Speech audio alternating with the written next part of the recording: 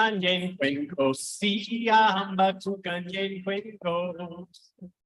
Siamba to Kanyen Kwenko, Siamba to Kanyen Kwenko. Siamba, hamba, siamba, siamba to Kanyen Kwenko. Siamba, hamba, siamba, siamba to Kanyen Kwenko. That's right again. Siamba to Kanyen Kwenko. Siamba to Kanyen Kwenko. Siamba to Kanyen Kwenko. Siamba to Kanyen Kwenko. Kwenko. Siamba, hamba, siamba, siamba to Kanyen Kwenko. Siamba, hamba, siamba, siamba to Kanyen Kwenko. We are marching in the light of God. We are marching in the light of God. We are marching in the light of God. We are marching in the light of God. We are marching, we are marching, oh, we are marching in the light of God. We are marching, we are marching, oh, we are marching in the light of God. We are marching again. We are marching in the light of God. We are marching in the light of God. We are marching in the light of God. We are marching in the light of God. We are marching, we are marching, oh, we are marching in the light of God. We are marching, we are marching, oh, we are marching in the light of Siamba, to Kanyen Kwenko. Siamba to Kanyen Kwenko. Siamba to Kanyen Kwenko. Siamba to Kanyen Kwenko. Yen Kwenko. Siamba, siamba, siamba to Kanyen. Yen Kwenko. Siamba, siamba, siamba to Kanyen Kwenko.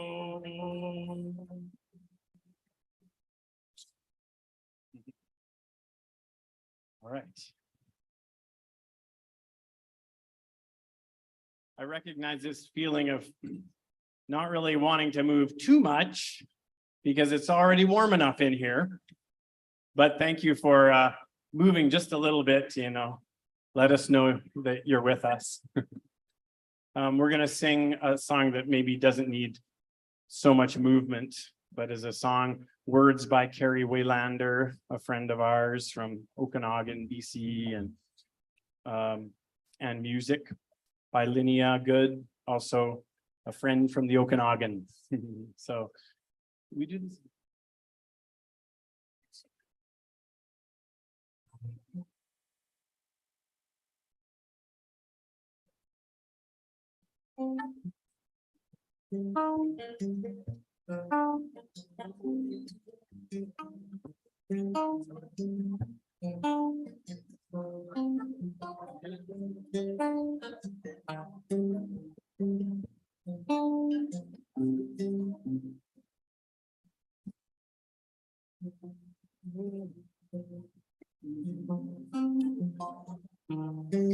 Join us. Like a rock, God is under our feet. Like the starry night sky, God is over our heads. Like the sun on the horizon, God is ever before. Like a river runs to ocean, our home is in God evermore. Like a rock, God is under our feet. Like the starry night sky, God is over our heads. Like the sun on the horizon, God is ever before. Like the river to ocean. Our home is in God evermore. Is there French on that or not? Is there French on the second page, or is there a second page of this slide? No? Anyone know the French? Okay, well, instead of French, I'm going to sing for you the words in a language called Bembe. And it's from Zambia. A Zambian sister wrote these words for us. It goes, Geli boy, lesa babanchi esu, gintanda shamu, lesa bapamitwe esu, gaka suba kumasamba, lesa bafye puntashi. Gomumana ya palibemba ngandam ilesau ya. Now like a rock, God is under our feet, like the starry night sky.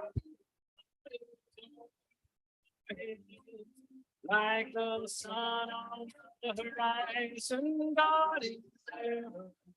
Oh, like a river runs to oceans, our home is in God evermore. Our home is in God. Our home is in God evermore. One more time. Our home is in God ever.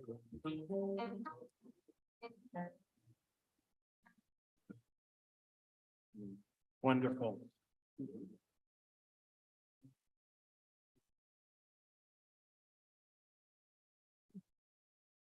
Here we are. Well, yeah. So we're going to sing this song at the end of our worship time. But we thought we'd like to sing it once with you now so you can get a little more used to it. How many know this song, also called We Are Going? Wo Ya Ya. It's a Ghanaian song. It's by Osibisa, a group from Ghana. But it was brought to North America first by Art Garfunkel, actually. And then later it became known by the group that actually wrote and performed it, Osibisa. So it's great. It's a great song.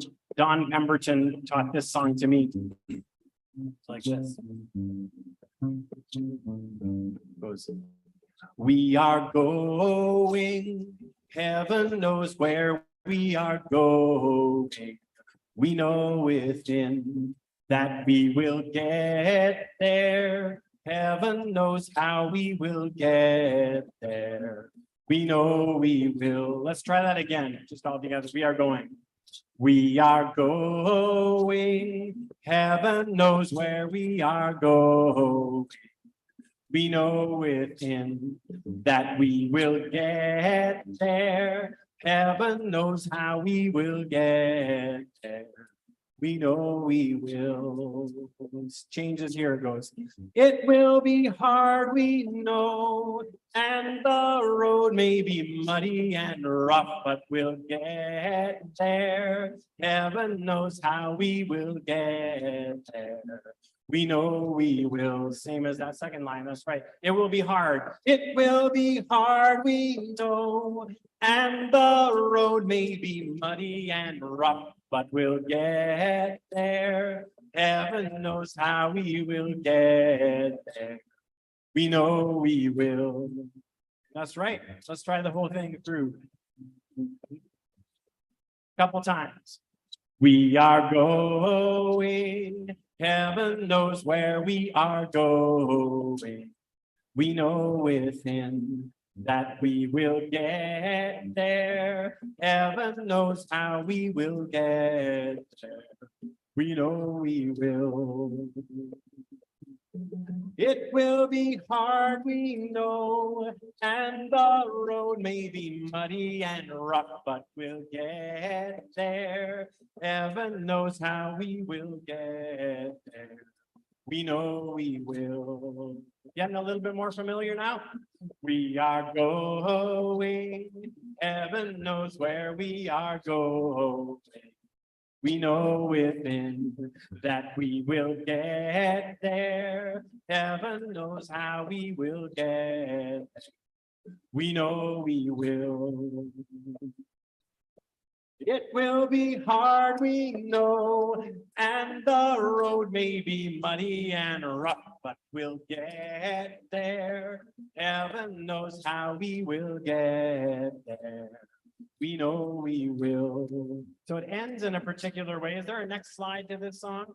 The second slide goes like this. Going, going, going, we are going. The 4 times. Going, going, going, we are going. Going, going, going, we are going. One more. Going, going, going, we are going. I go, we know we will, and you go, we know we will. We know within, everyone, we know within, and me again, we know we will. We know we will, and then we know within, and then we know within. That's right. Okay, cool. Well done. New material. Thanks for staying with us.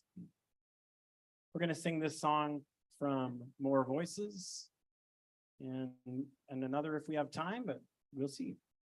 This is one of our favorite tunes by Bruce Harding to play. It's got a real nice deep groove to it that we enjoy. Is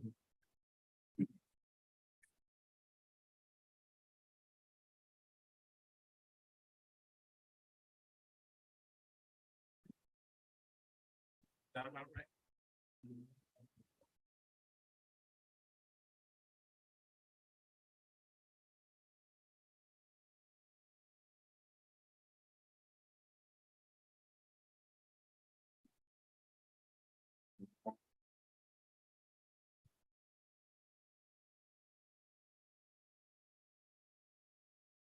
Let's sing.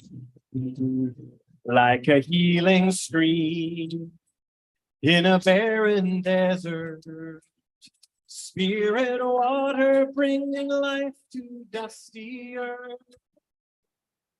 God is trickling through our lives as in a dream unfolding, promising revival and rebirth. That's right, like a healing stream. I hear you singing, great. Like a gentle rain on a thirsty garden, Spirit water come to nourish tiny seeds. God is bubbling through the soil to coax a new creation, burning for an end to want and need, like a gentle rain.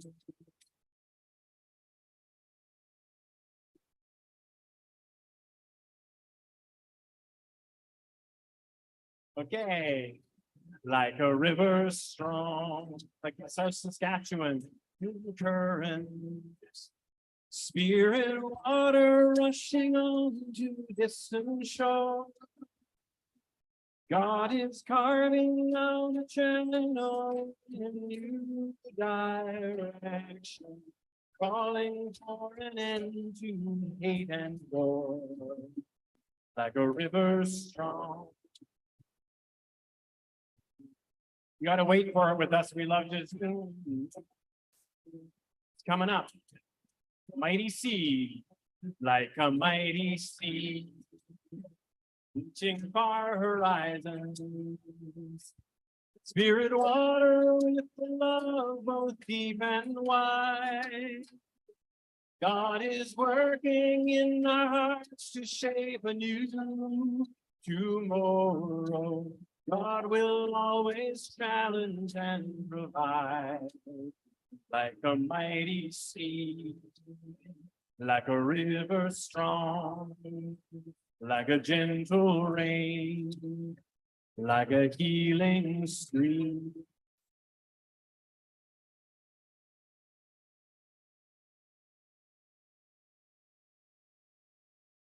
Wonderful. Well, we're going to end with, we started with one song of our own, and we're going to end with one of our own songs. I need to move. So see how much you need to move in this heat, but we'll be sweating by the end of this song for sure. Already are. Yeah, here we are. Yeah. That's our job though. It's our job to sweat for you. So this was written at, for a project called the Go Project. And it then became, the Go Project became another project in Toronto, but it was written for a journey that my colleague Jesse and I made across the country, and Gord joined us for a bit. He co-wrote this song, and then a bunch of youth kind of wrote a bunch of actions to it. Youth rallies across the country, and I think the Alberta youth kicked it off. And so I'm going to show you the actions. You don't need to do them, but they're part of the song, so you have to. So I at least have to show you them. So it goes like this. I need to move. It's like a choo-choo train. I need to move. I need to go. So you can go this way, or you can go that way, or up that way, wherever you want to go. I need to change as you come out from behind your mask with what I know. But sometimes we just go with what I know, because you know things and more than your head, right? We're with that, aren't we? I need to act. Next, you just strike a pose. Yeah. Or yeah. I need to act. I need to flow. This is when you do the sort of noodle hippie dancing, I need to flow like a river. I need to move. I need to go. Again, same actions at the end. I won't be doing them because I'll be playing guitar and singing, but if anyone so dares, they can do them.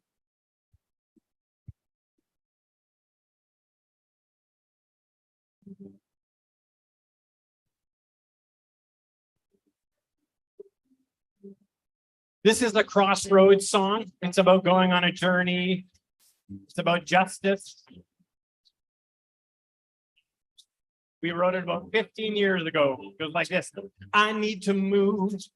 I need to go. I need to change with what I know. I need to act. I need to flow. I need to move. I need to go. You got it. If not me, then who is going to tell the story? There's a mission and a call I can't deny. I have heard the voices cry beneath oppression. I will speak for justice underneath this sky. I need to move. I need to go. I need to change with what I know. I need to act. I need to flow.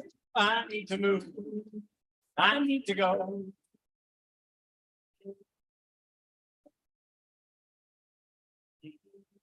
From the edges and the margins comes a vision, a prophetic voice for peace arising strong. We are citizens who seek to move an empire. Like a steady current, change is coming on. I need to move. I need to go. I need to change with what I know. I need to act. I need to flow. I need to move. I need to go. This is the gospel chorus, the gospel bridge. So you're the gospel choir, so join us. Let the people who have ears now let them hear. Let them hear. Let them hear. Let the people who have eyes now let them see. Let them see. That's right. Let them see. Let the revolutionary stir within. Oh, that's right. Stir within. Stir within. Make your living salty, colorful, and free.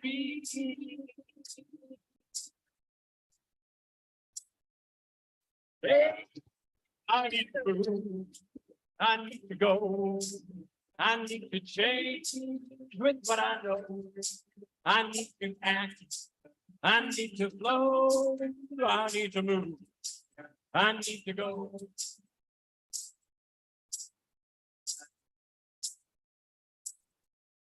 There's a journey with a purpose I must follow, even if the road ahead be hard and long. Like a shining light that's placed upon a mountain, there's a dream of light arising in my soul.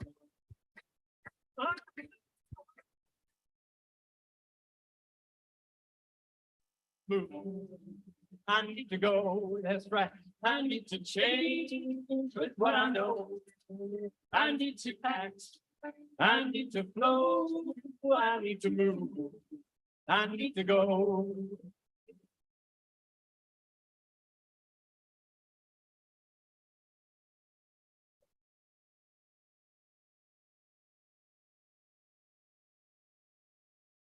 Oh, and keep going. Okay.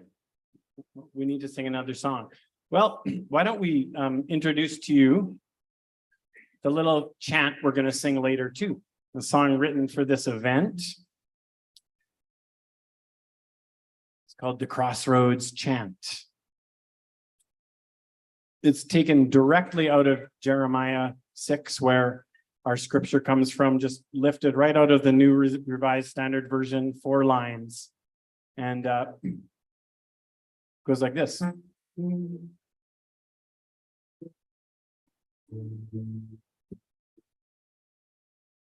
It's kind of a centering chant.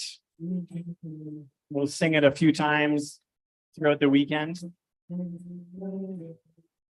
The first part is just stand at the crossroads and look. So if this is a slide somewhere, it's in the opening worship. You could put it on as the Crossroads chant. It goes like this. Stand at the crossroads and look. Second time, it's a bit different. Stand at the crossroads and look.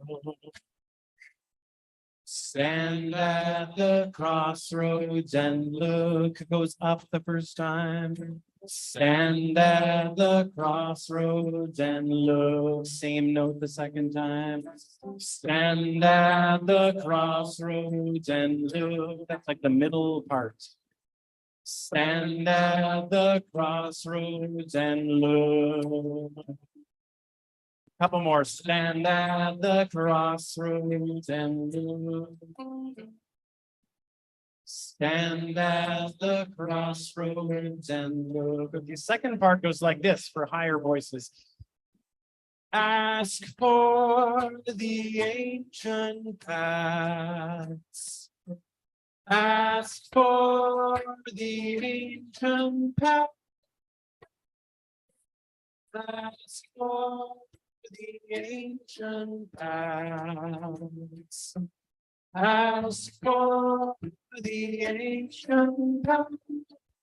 Again, a couple times. Ask for the ancient paths. Ask for the ancient paths. Let's go one more time. Ask for the ancient paths. Ask for the ancient paths. Third part goes like this. Where the good way lies, and walk in it. Where the good way lies, and walk in it. Kind of a funky part. Where the good way lies, and walk in it. That's right. Where the good way lies. Or you can do it high. Good goes. Where the good way lies. If you like it high and walk in it. Where the good way lies. Walk in it. Up on one more M. Where the good way lies. And walk in it. Where the good way lies.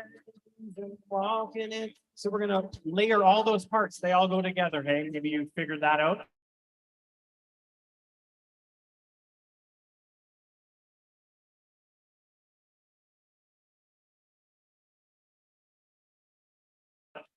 You'll have to wait to find rest for your souls. I'm sorry. Sorry, that comes later.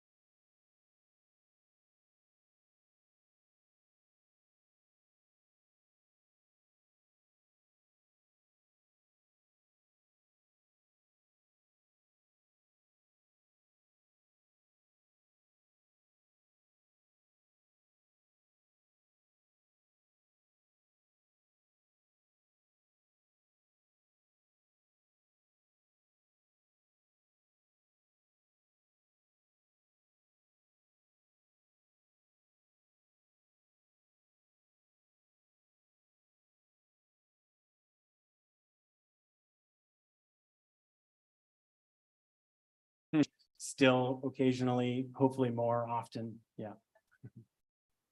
I'm Josh, and I live in Edmonton with my family. Yeah. I'm Gord Oakes, and I'm from Edmonton and currently residing in Naramata Center, BC. I guess we should say, yeah, Josh has two kids, two girls, not so little. One of them's not so little. Lucy and Ada. And then I'm married to Megan, and my partner is Clara, and Isaac is my son. He's 6. So yeah, that's why we haven't been playing as much lately. Maybe that's why you need to play more. Oh yeah, it's happening now. It's happening. That's right. Thank you so much. You're going to regret saying you wish you played more. I'm just saying. 'Cause I heard that. Yeah, that's right. Welcome everyone here. My name is Joanne Anquist. I'm the minister at McDougall United Church in Calgary, but I'm also the presider of this region. And believe me, when I took that job, I didn't know I'd be standing here today. So this is Trina Duncan. She is the executive minister of our region. We are so pleased and privileged to have her. She's an amazing resource and so supportive of our region. So thank you, Trina, for being here and for really being such a strong part of our region. I appreciate that.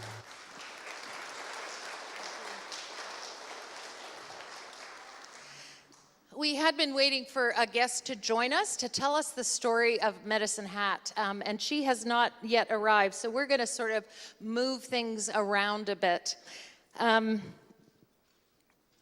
First thing I'm going to do is open this meeting officially, and for those of you who are polity experts, please excuse the fumbling because we were deciding who gives us the authority to open this meeting, but pursuant to the polity of the United Church of Canada and by the authority vested in the presider of this region, I declare that the 5th annual general meeting of the Chinook Winds region is now open to conduct the business properly before it, and I note that a quorum is present.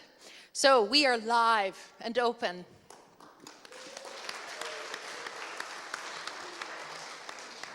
Is anyone else having a hard time believing it's been 5 years already? Although 3 of those were COVID, and so maybe it feels like 10 years. I don't know if you're like me. We want to acknowledge the land that we are on. And we want to take time this AGM to actually sit in the stories, both of the Indigenous peoples who occupied the region long before any settlers got here, and also the story of settlers who have come later, because we know that we are sharing this land. But we'll start with a territory acknowledgement. It is with a sense of gratitude responsibility, and solidarity that we acknowledge that we are gathered on the traditional lands of Indigenous peoples. We are gathered today in Medicine Hat, called Samas in the Siksika language, a gathering place for First Nations since time immemorial. This is treaty territory, and we are treaty people. Our ancestral church is a signatory to Treaty 7, and we recognize the relationships and responsibilities that come through treaty making. The Chinook Winds region is located on Treaty 4, Treaty 6, and Treaty 7 territories, and Métis Nation of Alberta Region 3, home of the Iyahi Stoney Nakota First Nation, including the Bearspaw, Chiniki, and Goodstoney Wesley First Nations, the Nitstapi, Blackfoot, including the Siksika, Pikanai, and Kanai First Nations, and the Tsuut'ina First Nation. We acknowledge the many First Nations, Métis, and Inuit whose footsteps and guardianship have marked these lands for generations and affirm our commitment to the principles and actions of reconciliation. I just want to invite Treva Eagle to come.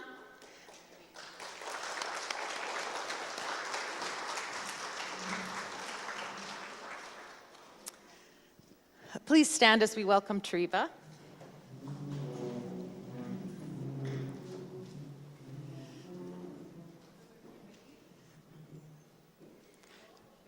Let's get that mic on. Is that at the podium?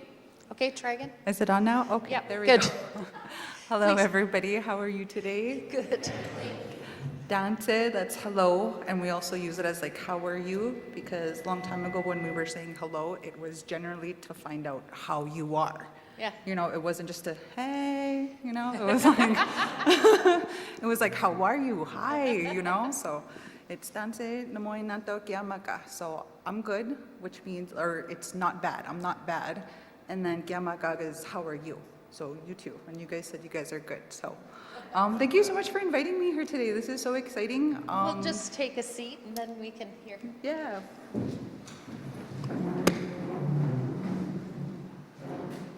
So first of all, what I would really like to do is they had shared with me that smudging is allowed, and that is something I would really like to have everybody participate in. So I'll smudge it and I'll come around, and if you don't want to smudge or you don't want to participate, that's totally okay. You could just put your hand over your heart. You know, that's kind of like a polite pass, I guess you could say. If you do want to smudge, like I'll do it first. I'll smudge myself just so you guys can have a demo. Oh, sorry. So I'll smudge first, and there's no right or wrong way to smudge. Just like how in prayer, there's no right or wrong way to pray, right? It's just the act of doing it and, you know, the place that it's coming from, I guess, right? So,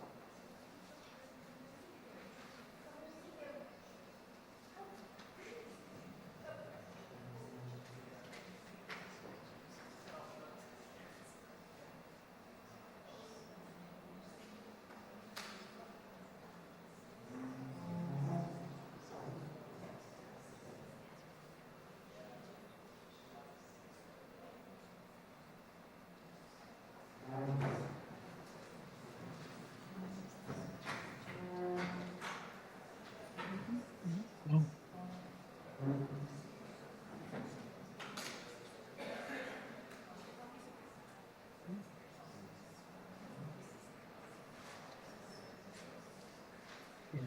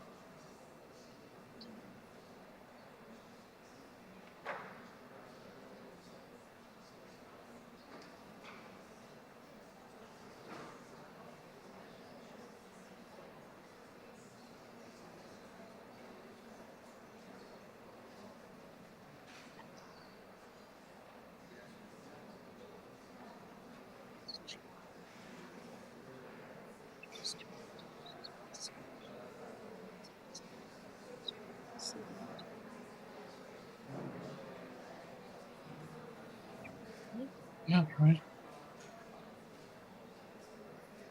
Sampling is great.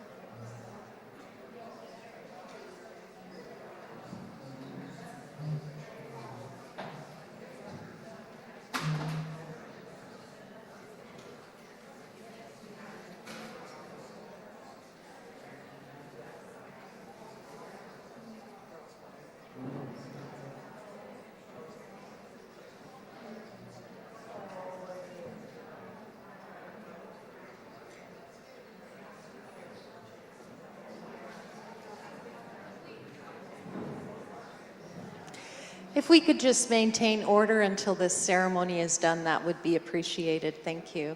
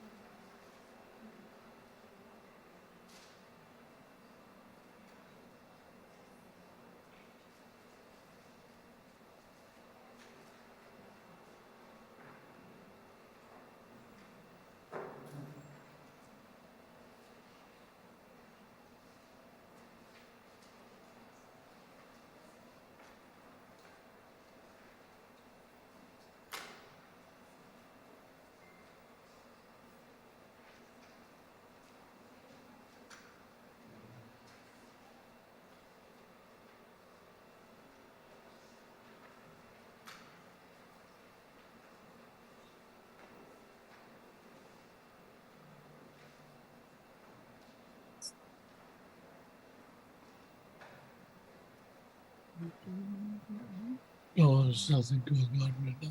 I'm hearing it though. A little bit when it comes on.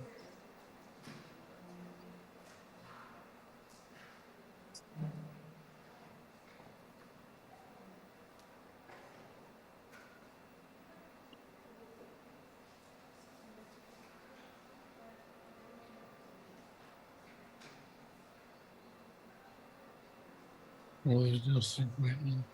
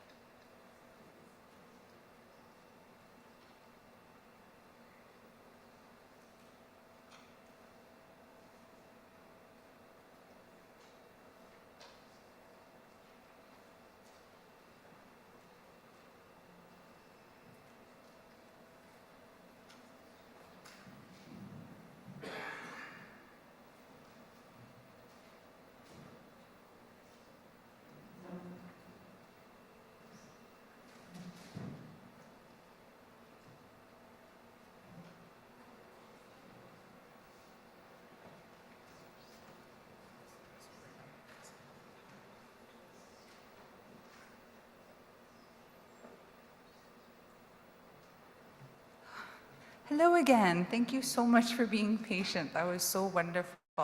Just a show of hands, a quick question. Has anybody smudged before prior to today? Everybody smudged before? That's wonderful. Well, thank you so much for smudging with me, because this has been one of the biggest smudge circles I've been a part of since I've left home. So I'll tell you a little bit about myself. I've been in Medicine Hat for about 5 years now. It's my new home. I love it so much. All of you people here are so wonderful. Your kids, your families, your ancestors. What I usually like to do is open with your prayer, but a gentleman had asked me a question which I thought was really cool, and I was like, you know what, I should speak on this a little bit. So he asked, what are my emotions when I'm smudging? And smudging for us is like cleansing. So when you wash your face in the morning, you brush your teeth, it's kind of like that, but for our spirit. So when I was doing it, how my process is, I'll share what I do is I smudge my heart. I smudge my heart, to feel good things. If there's any bad feelings, to cleanse them out. And then I go to smudge my gift that God, Creator, had given me, Kisei Mantu. So I'll smudge my womb and my body, my woman parts, and then my legs that carry me, right, through this world and through my life. And I smudge my brain, the thinking that everything that makes everything go. So I kind of smudge everything, I guess, physically and then spiritually. So I wanted to share that because of that question that gentleman had asked me. I was like, you know what, I should share this. But that's what prayer is for us, and smudging, they kind of go hand in hand. That's another thing I'd like to do today, is share a prayer with you guys. So I am from Treaty 6 territory, from Samson Cree Nation, so I am Cree. And that is the version of the prayer I'd like to share today. So it's really easy, so if you guys want to repeat after me, you can. If you don't, that's okay. So I'll repeat it in Cree, and then I'll give you the English right after, so it'll be easier.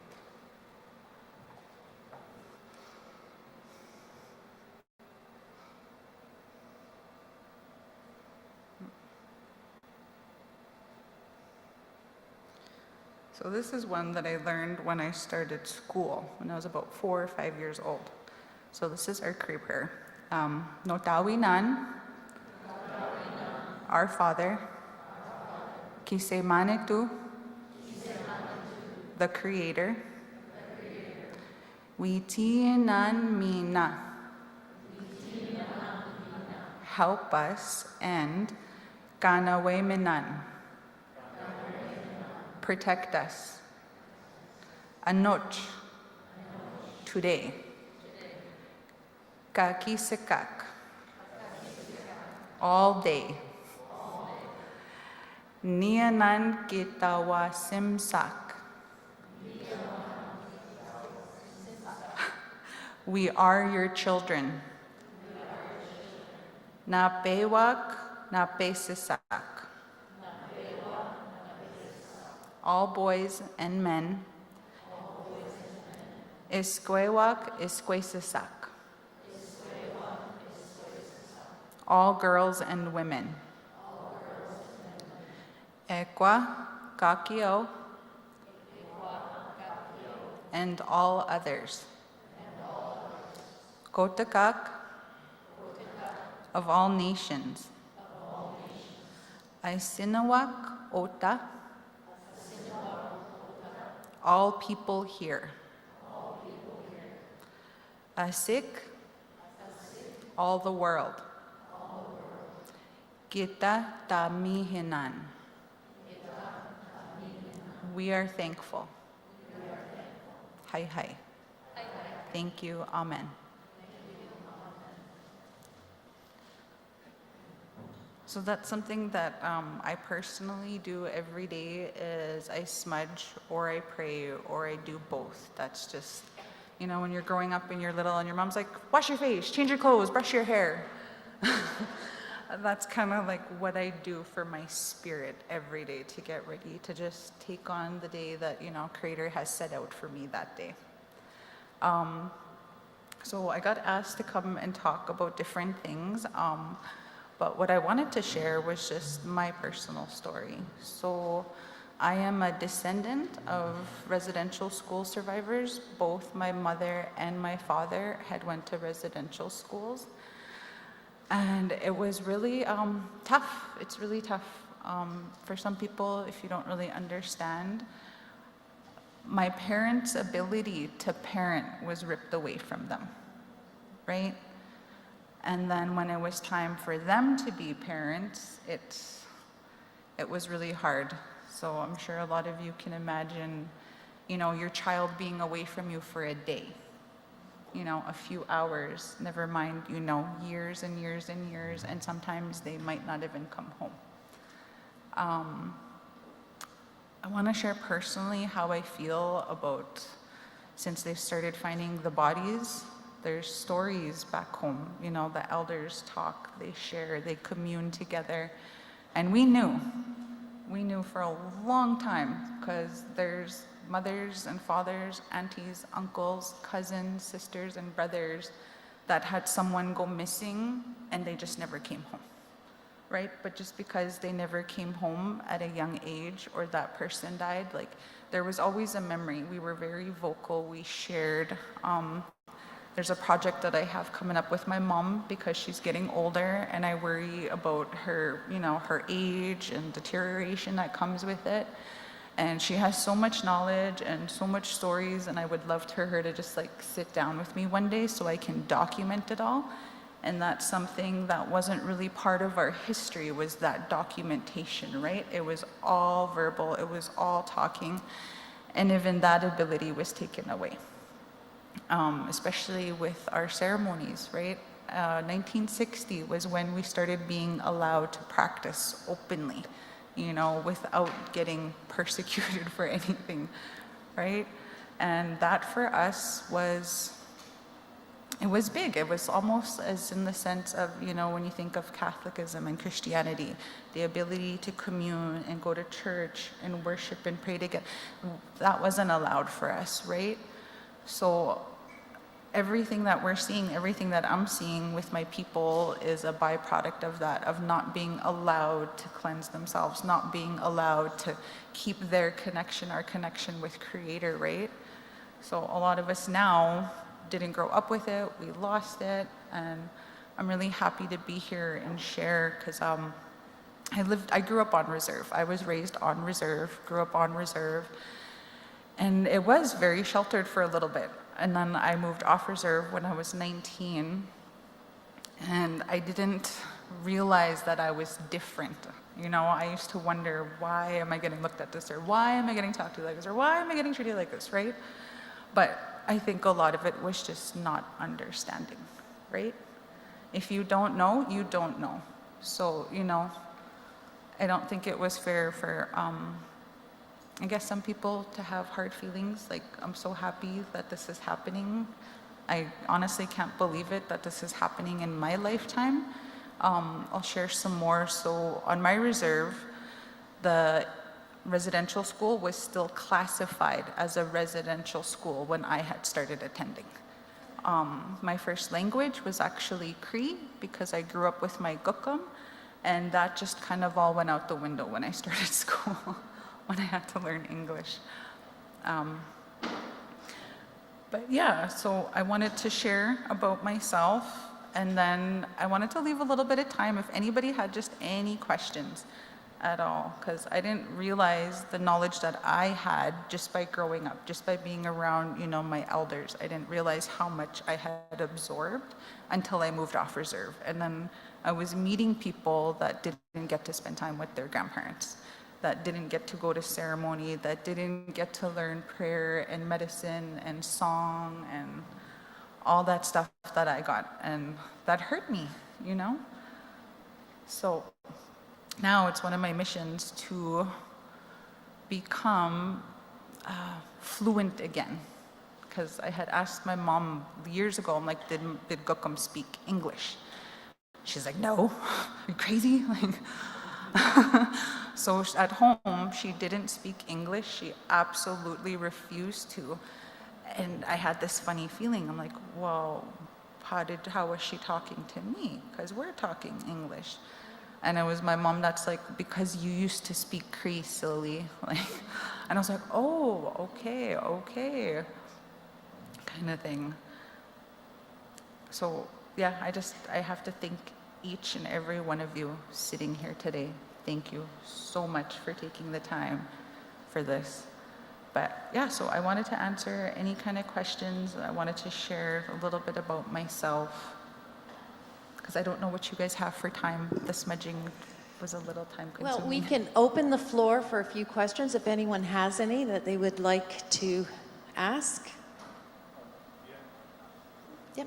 Yeah. Have you learned more of your one language? Yes, I have. And how did you, where did you learn it and how did you learn it? Oh, my mom. Your mom. Yeah, but for a long time with my mom, she struggled really hard being a parent. It was really hard to connect with her. She was really, really angry because if you can picture a child, you know, maybe it's your child, maybe it's somebody else, if you were to, you know, not give them a mom or a dad or any kind of warmth, any kind of support, any kind of kind words, that was what my mom's childhood was like in the beginning, right? And then you grow up, you have needs, you want to be loved, and sometimes you go looking for it, and like, you know, you get those needs met, and not in the best way sometimes. So yes, I am learning, and I talked to my mom, but before, it was really hard. It was really hard, and about 2 years ago, I took a course called Mending Broken Hearts. It was offered here at the Miwa Sin Center, and what it's about is just going back and going over your old traumas and trying to reconcile it with yourself. And I decided, I had made the decision that, you know what, if there was one person that I would not give up in this world other than myself or my children, it would be my mom. And because I realized, you know, she is my mother, but she didn't get that ability to have one. So I kind of had to come and be like, well, how you love unconditionally as a parent. You know, our kids get mad, because I know what it's like to have children. They get mad at you, right? And listen, and you love them anyways. You love them anyways, regardless. And I had to be the one to do that for my mom. And her healing over the last couple of years has been exponential, because I used to think, you know, she's going to be like this forever. I can't get through to her. Nobody can get through to her. Like, it was really sad. But yeah, because of the language thing, because sometimes I get something in my head and I'm like, what am I trying to say? I better call my mom. And before, we didn't have a talking relationship like that at all. Like what it is now, I fought for it to be like that. I was like, I deserve my mom. I need my mom. And, you know, if I have to be the one to go first, and that's the scary part when you're trying to build a bridge, when you're trying to build connection and understanding, is someone has to go first, right? You can't be sitting and waiting and like, yeah, I want to put my brick down. Like, how are we going to get? So that was the decision that I made, was that. And yeah, it's my mom. Thank you. Sue, if you could come speak into the mic, or I'll repeat your question for the online people. Okay, I'm wondering, now that you're in Medicine Hat and have been here for 5 years, do you feel loved and cared for and welcome, or do you still feel like an outsider? So the question was, now that Treva has been in Medicine Hat for 5 years, does she feel welcome now, or does she still feel like an outsider? At first, I didn't feel welcome at first, you know. But mind you, when I first came here, I was leaving a really bad situation, really bad domestic violence situation. So I couldn't look you in the eye, I couldn't give you a nod, I couldn't smile at you, I couldn't talk to you. So, you know, it was the fact that the awesome people here in the community had helped bring that out in me, you know. So yes, I do feel welcome, I feel safe, I feel comfortable, and not only me, my family members that I have brought down here, my children love it here, but yes, thank you. I think one more question. Anyone? Oh, over here. Over here? Yeah.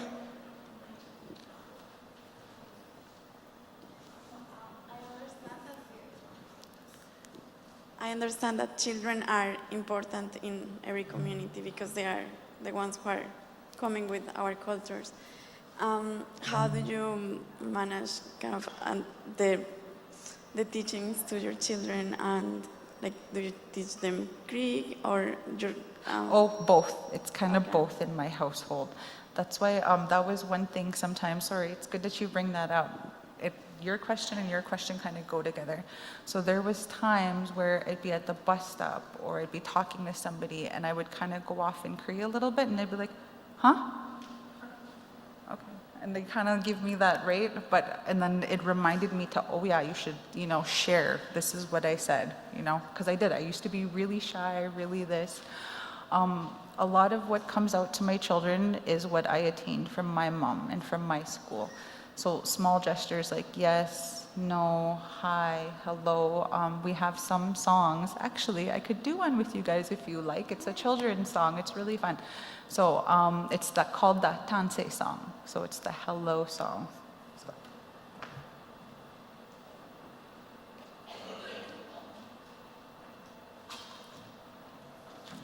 So this is a rattle my son made. His name is Lucius. He's 12 years old, but he made this when he was about 8.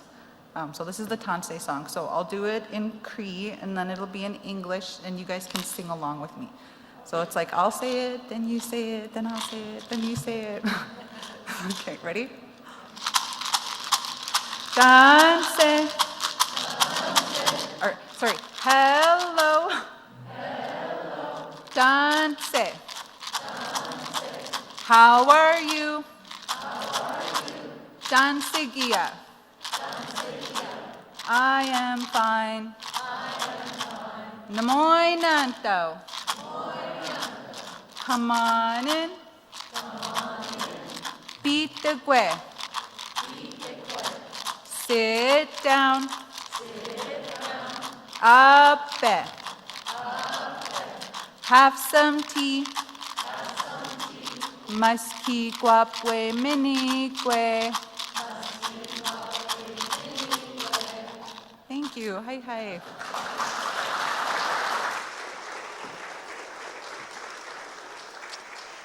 Treva, I want to thank you so much for being with us today. It's really important for us as a community and as a church to always be listening.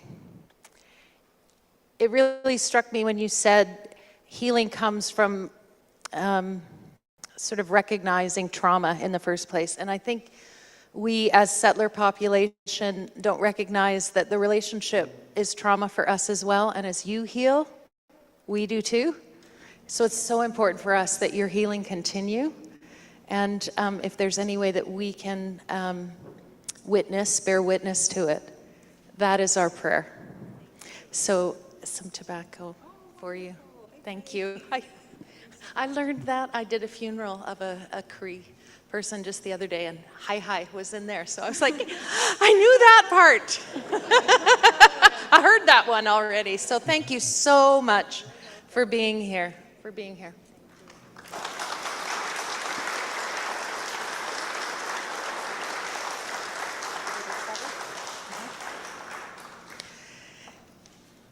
So just as Treva is packing up, and take all the time you need, don't worry about it. We're going to begin opening worship. Our worship leader who brought the team together is Trevor Potter, so I'm going to turn it over to him. And as we do that, we're going to be distributing a bit of an icy treat there for folks.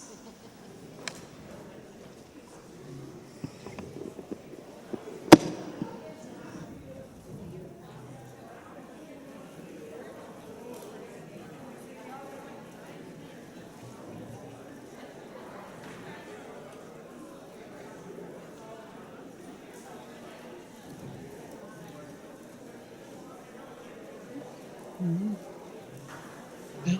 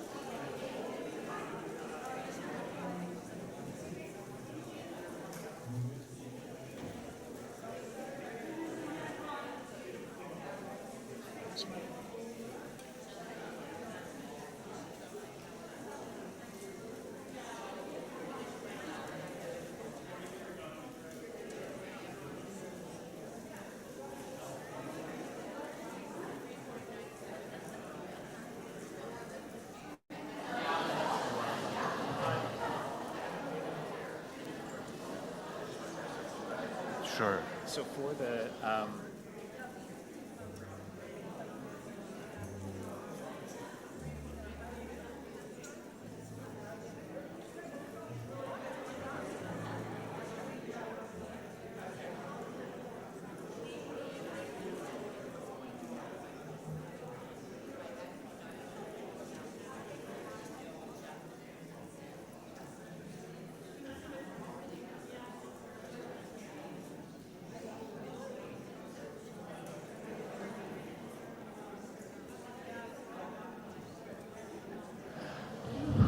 Oh, hi, everybody.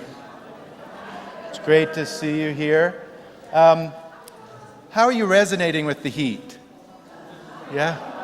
You know, in some ways, we've just already have experienced a crossroads as we started this time together. Whenever you come to a crossroads, you know you can never predict what's going to happen, and in some ways you can't control it. And so I think the theme is already molding us and shaping us as we get together today. And I was thinking about resonating with the heat. Reminds me of being in Israel. I don't know, it's hot there like here. And as I was driving down here today, a tumbleweed blew across the road. And us too, they had a tumbleweed too. And in some ways, you know, that feels like we're, you know, the crossroads there on our screen. We're at the crossroads, the tumbleweeds are here, we're here, the heat is here, and we're going to worship together today as we start off and continue at the crossroads. I'd like to invite our candle lighters to come forward, and my brain's getting hot and I forgot their names.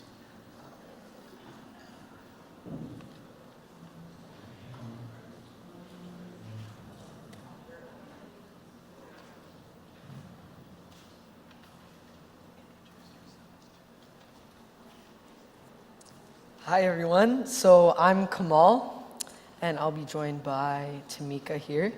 I'm from McDougall United in Calgary. And she's from Knox United Church in Drumheller. So we'll be starting our candle lighting liturgy. There was once someone who said such amazing things and did such loving things that people began to follow him. One day they had to ask him, "Who are you?"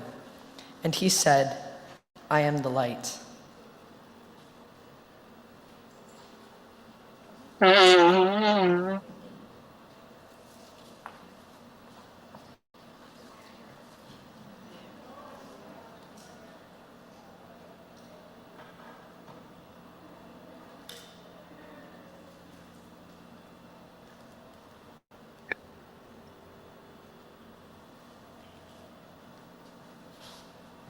With our first candle, we proclaim the life and teachings of Jesus Christ, who was born to a woman in poverty in a time of social upheaval and political oppression, who knew human joy and human suffering, and who preached of liberation, not domination.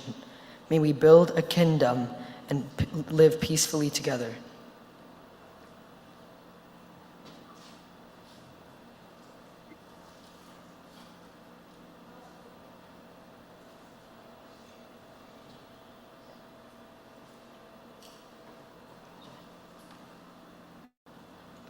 Jesus preached of reconciliation between peoples. Our second candle represents our commitment to reconciliation.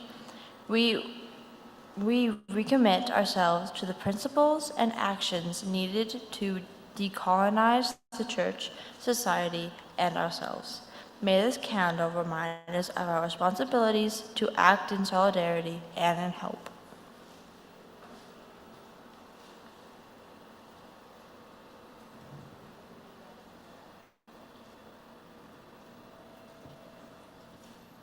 Jesus preached of love, affirmation, and inclusion. This candle represents our commitment to being an affirming community. We affirm the holy beauty of every person. We are beloved because of who we are, how we identify, and who we love. May this light represent our radical welcome and remind us that the Holy Spirit shines through each and every one of us in all of our diversity.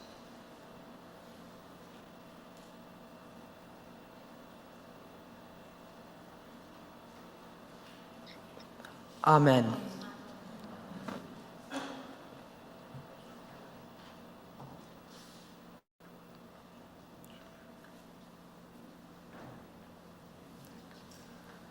Would you join me in our call to worship, which is on our screen? I invite you to read the bold. We come from the east. We come from the north. And we meet at the crossroads. At our tables here in this room, online, and in our homes. God meets us as we gather in this sacred time. Christ invites us to embody abundant life, and the Spirit is the seed of transformation. Amen. Let's sing a couple songs together. First, let your whole life speak. Let your whole life speak. These are the actions. Whole life speak. Let your heart, 2 pumps, heart move on. Let your heart move on. Set your body free. Just set your body free. Should your mind hold on? Should your mind hold on? It's forward.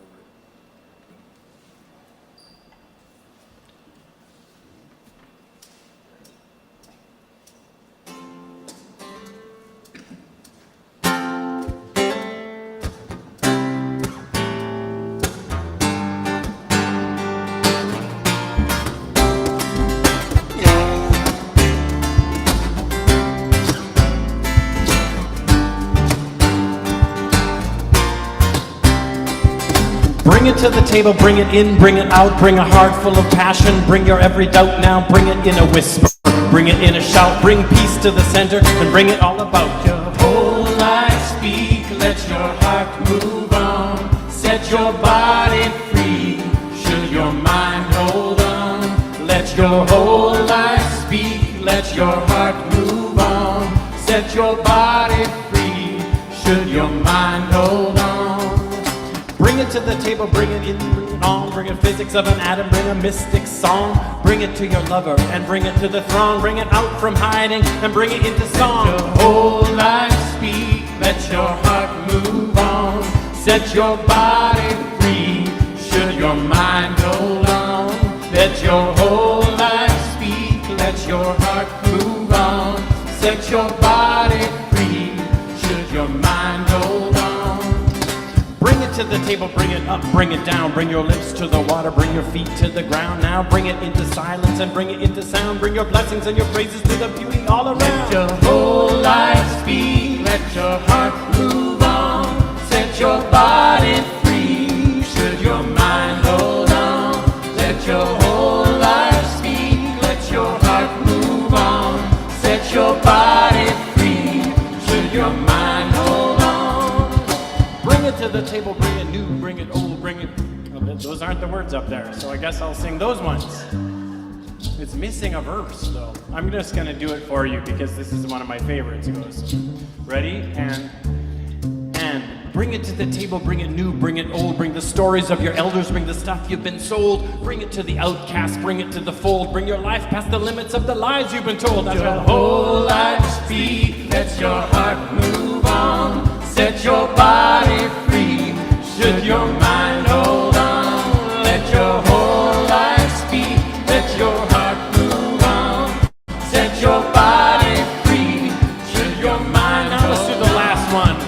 Bring it to the table, bring a symbol, bring a sign, bring the bread of your living, bring the fruit divine, bring it to your neighbor, bring it across the line, bring it whole, bring it broken, bring it, now's the time. Let your whole life speak, let your heart move on, set your body free, should your mind hold on.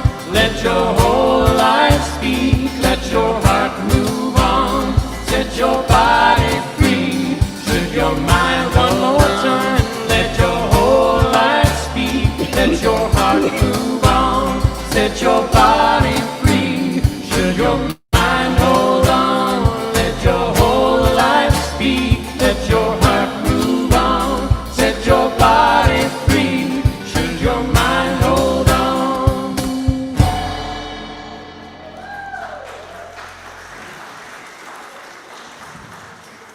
Let's sing again.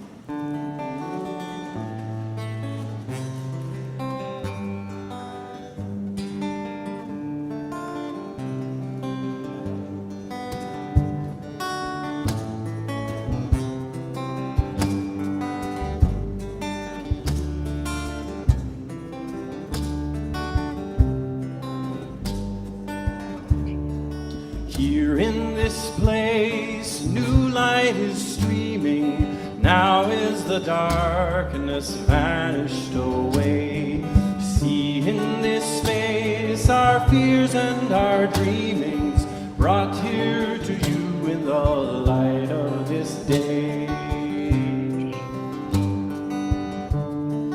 Gather us in the lost and forsaken, gather us in the blind and the lame. Call to us now and we shall awaken, we shall arise at the sound of our name.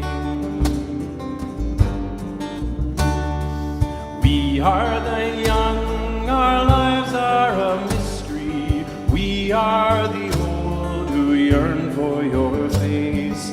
We have been sung throughout all of history, called to be light to the whole human race. Gather us in the rich and the haughty, gather us in the proud and the strong. Give us a heart so meek and so lowly, give us the courage to enter the song. Here we will take the wine and the water, here will we take the bread of new birth. Here you shall call your sons and your daughters, call for us new to be salt for the earth. Give us to drink the wine of compassion, give us to eat the bread that is you. Nourish us well and teach us to fashion lives that are holy and hearts that are true. Not in the dark of buildings confining, not in some heaven light years away. Here in this place the new light is shining. Now is the kingdom, now is the day. Give us us in and hold us forever. Gather us in and make us your own. Gather us in, all peoples together. Fire of love in our flesh and our bones. Fire of love in our flesh and our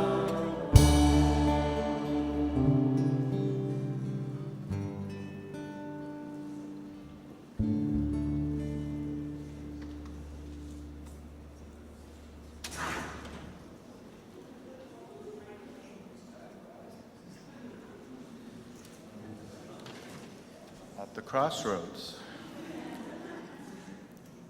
Part of our worship time is to try and be interactive and intergenerational, so I invite you to allow the inner child to come out as we're together in this time. On your table are pens and crayons. I'd invite you to grab one right now. It's going to be a prayer that we put on our table.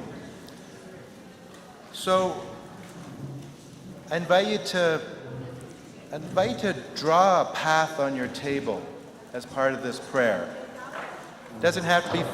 You got all the time if you want to make it beautiful in the days ahead. But draw a path. You could do it down the whole table if you want, or just in front of you. You can be individualistic or a group table. Maybe draw a crossroad on your path too. Put a crossroad there. A traffic circle.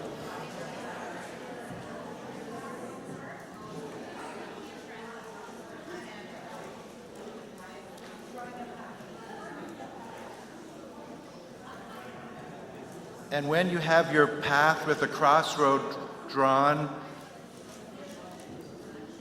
I invite you to write, what faith community you're from by your path. Faith community have you come from?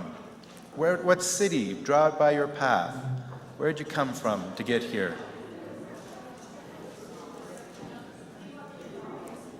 You could draw your town quickly or write the name of it.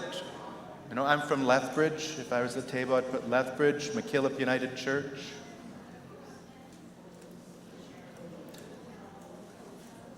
And then, are we going too fast?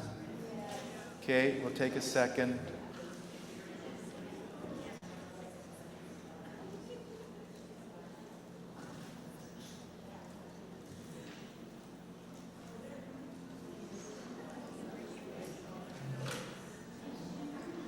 And then I invite you just to feel into the aliveness of your body.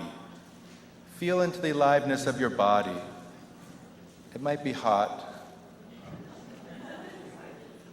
But what are you grateful as you sit at your table with your path at the crossroad? What's alive and grateful in your body? If I was truthful right now, it might be that I can sweat. Stay cool.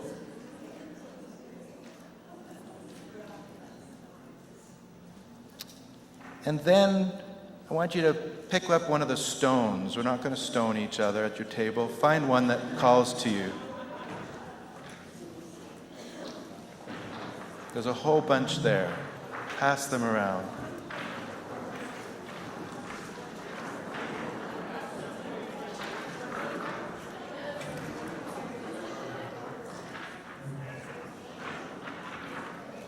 Perhaps you might want to close your eyes once you get a stone and feel it. And as we've come from faraway places, we're here. Are you carrying any worries with you today, or concerns, or something that you left at home? Let this stone be a worry stone for a second, a worry prayer.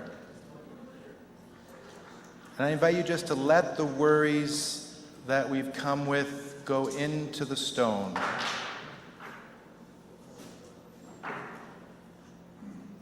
And we're going to hold all these things as we pray. Oh, Spirit of God, here we are, just as we are. No matter what we think of ourselves or what others have said about us, where our journey has been, what we've done or not done, as we come on this journey to this crossroad here today, we pray that we can hold the gratitude of being here at the same time as letting go of our worries, our expectations, and let that fall into your hands as we are here together in this time of meeting and praying and celebrating. We pray this in Jesus' name. Amen.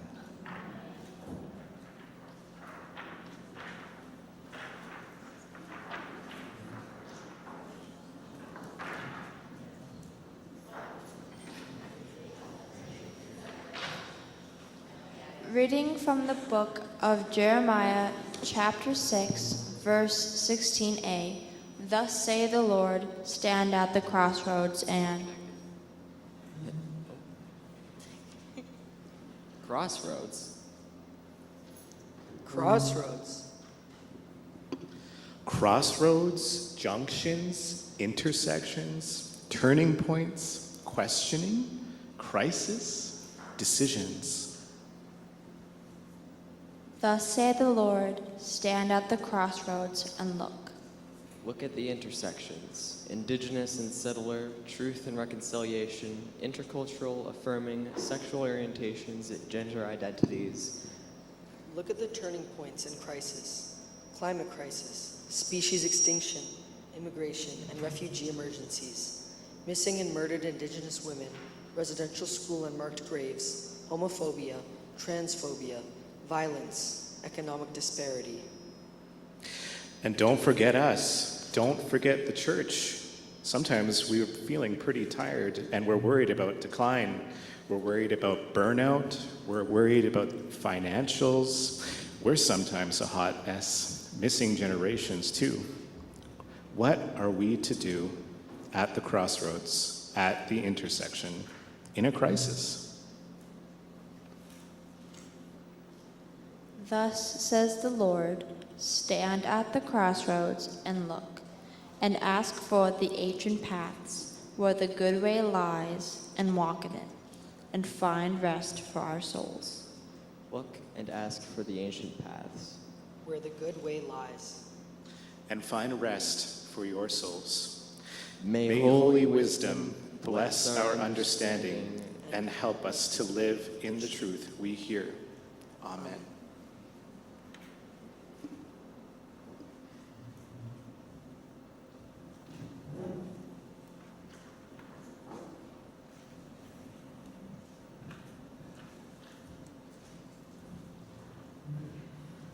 Just beautiful.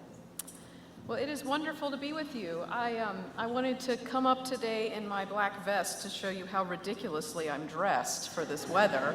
And now I'd like your permission to take it off. Guys, when an American thinks of Canada, he doesn't think of melting. So it's great to be with you. I loved the drive. I flew into Calgary last night and then drove down today to Medicine Hat. I loved the drive, this 3 hours of sort of endless fields. I did a little research on Medicine Hat, so I want those of you who are knowledgeable to tell me if this is right, that Medicine Hat is basically one of the first cities in Canada to achieve functional zero chronic homelessness. Is that right? Wow, that's pretty extraordinary. And then I should have known this. Medicine Hat is listed as one of the sunniest places in Canada. Yeah, I should read my own notes, right? It was fun to drive down here for me as well because these fields remind me of when I was growing up.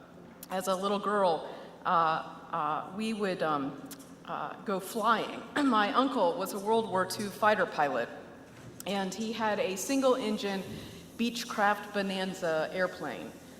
Do I have any pilots in the room? Well, dang, y'all need a life. So we would pull out on the weekends. We would pull the airplane out of the hangar, and we would do the pre-flight checklist and do the external examination of the airplane. And then he would crawl into the cockpit, and then I would crawl in after him. And then there was one door on this plane, and he'd have to reach over and pull it down and snap it shut.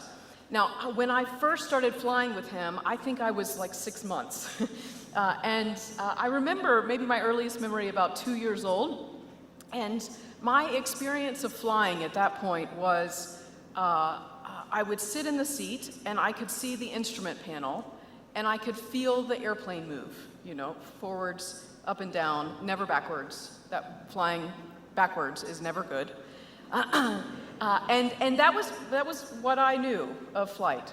And then I remember the day when I finally sat down in that cockpit, and I had just grown tall enough that I could see out the window of that airplane. And as we took off, and then as we reached cruise, and I looked out at this extraordinary world that I had not known existed. I had never seen this before in my whole life, these houses and streets and little people. When you're flying at 3,000 feet, you can see us. 6,000, we get a little blurrier, 12,000 feet. The whole world for me changed in that kind of perspective. Then my first commercial flight was at 8 years old.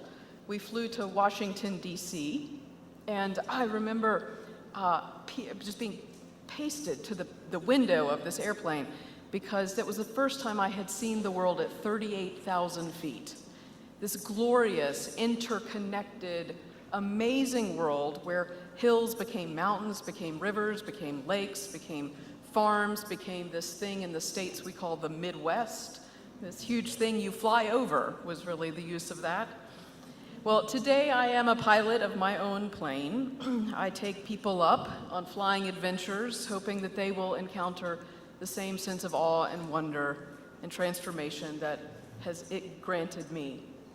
Over the years that I've been flying, a lot has changed in aviation. There aren't as many trees as there used to be.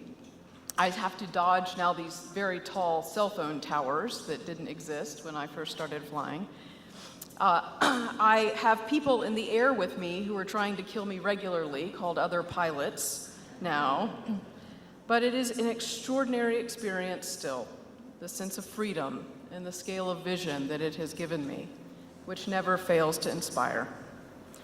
Being a pilot has taught me endless lessons. Perhaps most importantly is this, that your capacity to dream has everything to do with your courage to expand your vision. We are living through fascinating times in the church, aren't we? Across North America, our congregations are shrinking. Having just come out of the well, I shouldn't say maybe come out of the pandemic, but now living in this new stage of this pandemic, most of the statistics now suggest that at best, many congregations will see 50% of their congregations return. It's an extraordinary impact.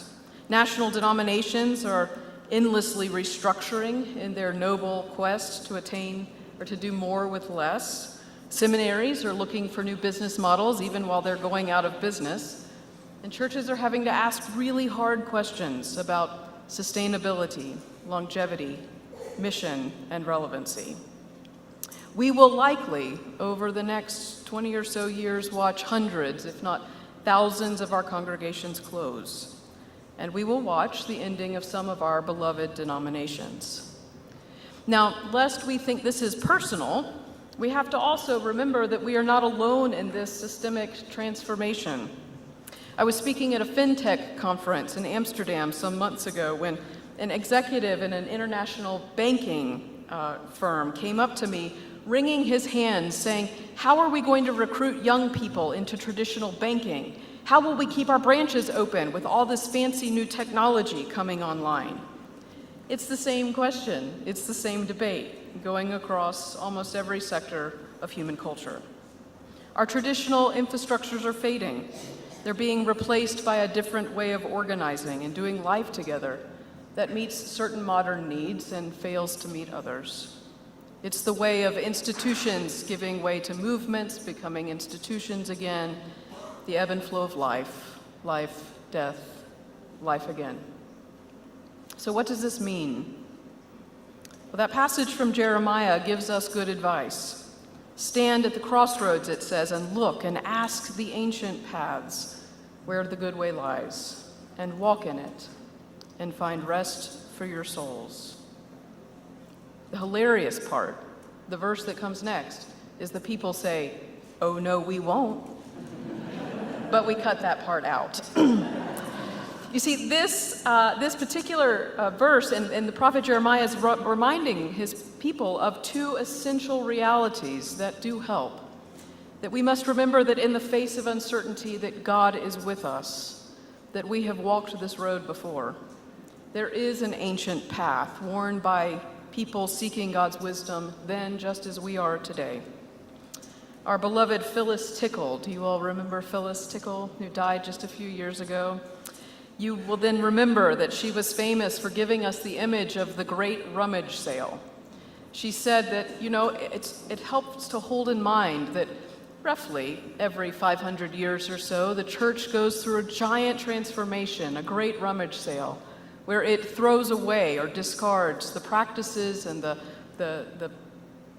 theological perspectives and the shape that it had that no longer is useful or fitting for the age in which it is moving into. And then she, with her gray hair and a twinkle in her eye, the perfect messenger for this message for us, she would say, "And congratulations, you're living through it." As we traverse this great rummage sale, we have to remember that we are not abandoned. As the beloved and beautiful affirmation reminds us, hear the good news. God has loved you, loves you now, and will always love you. This is the good news which brings us new life. We are not alone. We are not abandoned. The second thing we have to remember is that God never looked upon creation, said it was good, and then said, "And this is the way we will always do it." You and I might like it that way, but facing the challenges of this globalizing world means that we have to adapt. We face a crossroads. Revelation reminds us that God is doing a new thing. And as a woman standing before you trying to be faithful to that grand adventure, I can tell you, I'm finding it to be a bit exhausting. You know, I heard a story of a man one time who was in a grocery store, and as he walked in, he encountered a mother and a daughter who were walking through the aisles. And as they passed through the cookie section, the little girl reached out for the cookies and tried to grab some, and the mother told her no. And the little girl immediately whined and fussed, and the mother said quietly, "Now, Monica, we just have a few more aisles to go, and then we'll go home. Don't be upset, it's not going to be long." Then they come to the candy aisle, and predictably, the child reaches out, she wants candy, and the mother says no. And so she begins to cry, and she says, there, Monica, don't cry, only 2 more aisles to go, and then we'll be checking out. They get to the checkout stand, and there's the gum. And the little child reaches out, and she really wants the gum. And when she discovers there will be no gum to be purchased, she has a fit again, and the mother says, "Monica, we'll get through this checkout stand in just 5 minutes, and then you can go home and have a really nice nap."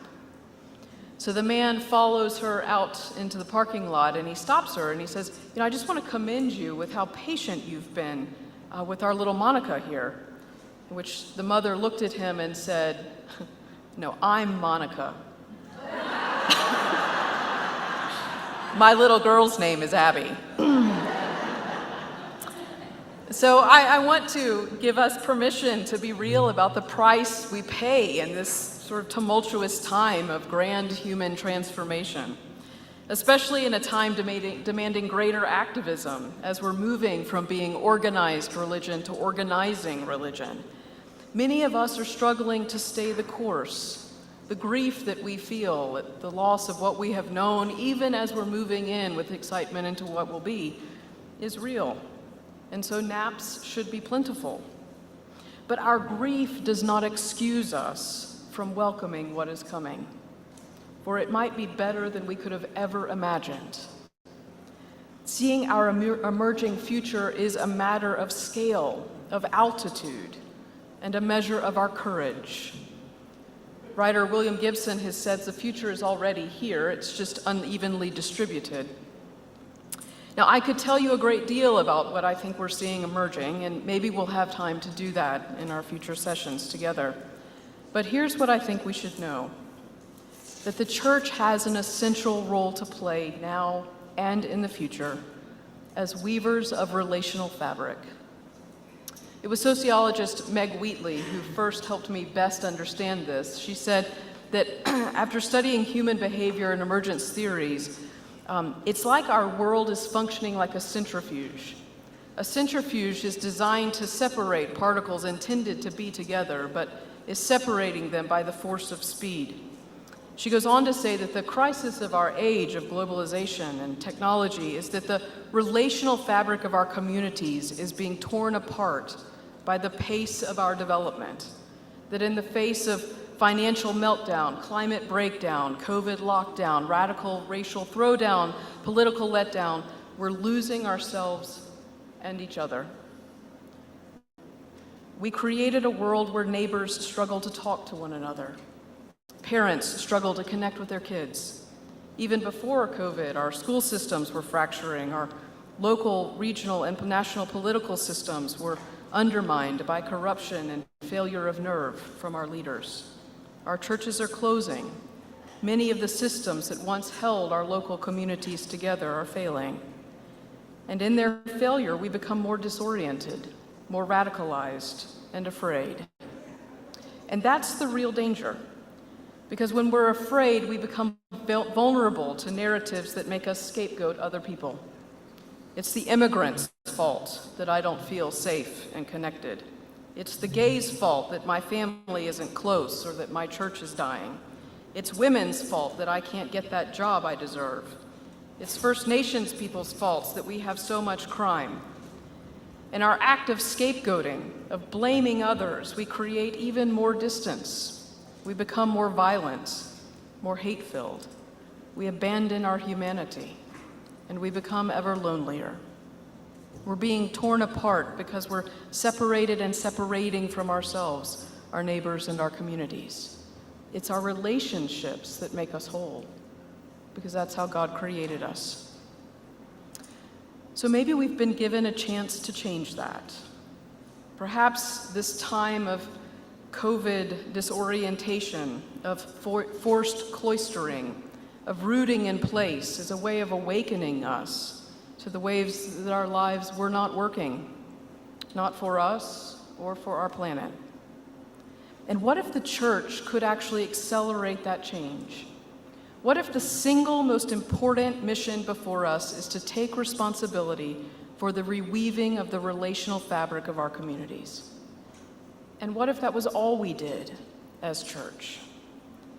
If we did that, it begs the question then what kind of institutions and infrastructures are needed to rebuild relational fabric?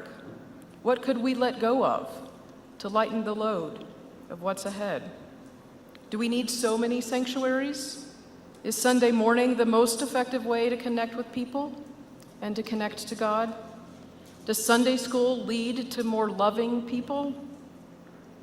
Each congregation will need to answer those questions for themselves.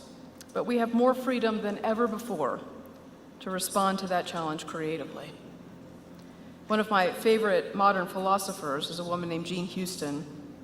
She said, it's remarkable that we are now living at a pace of change, 10 to 100 times the pace of our ancestors just a few years ago.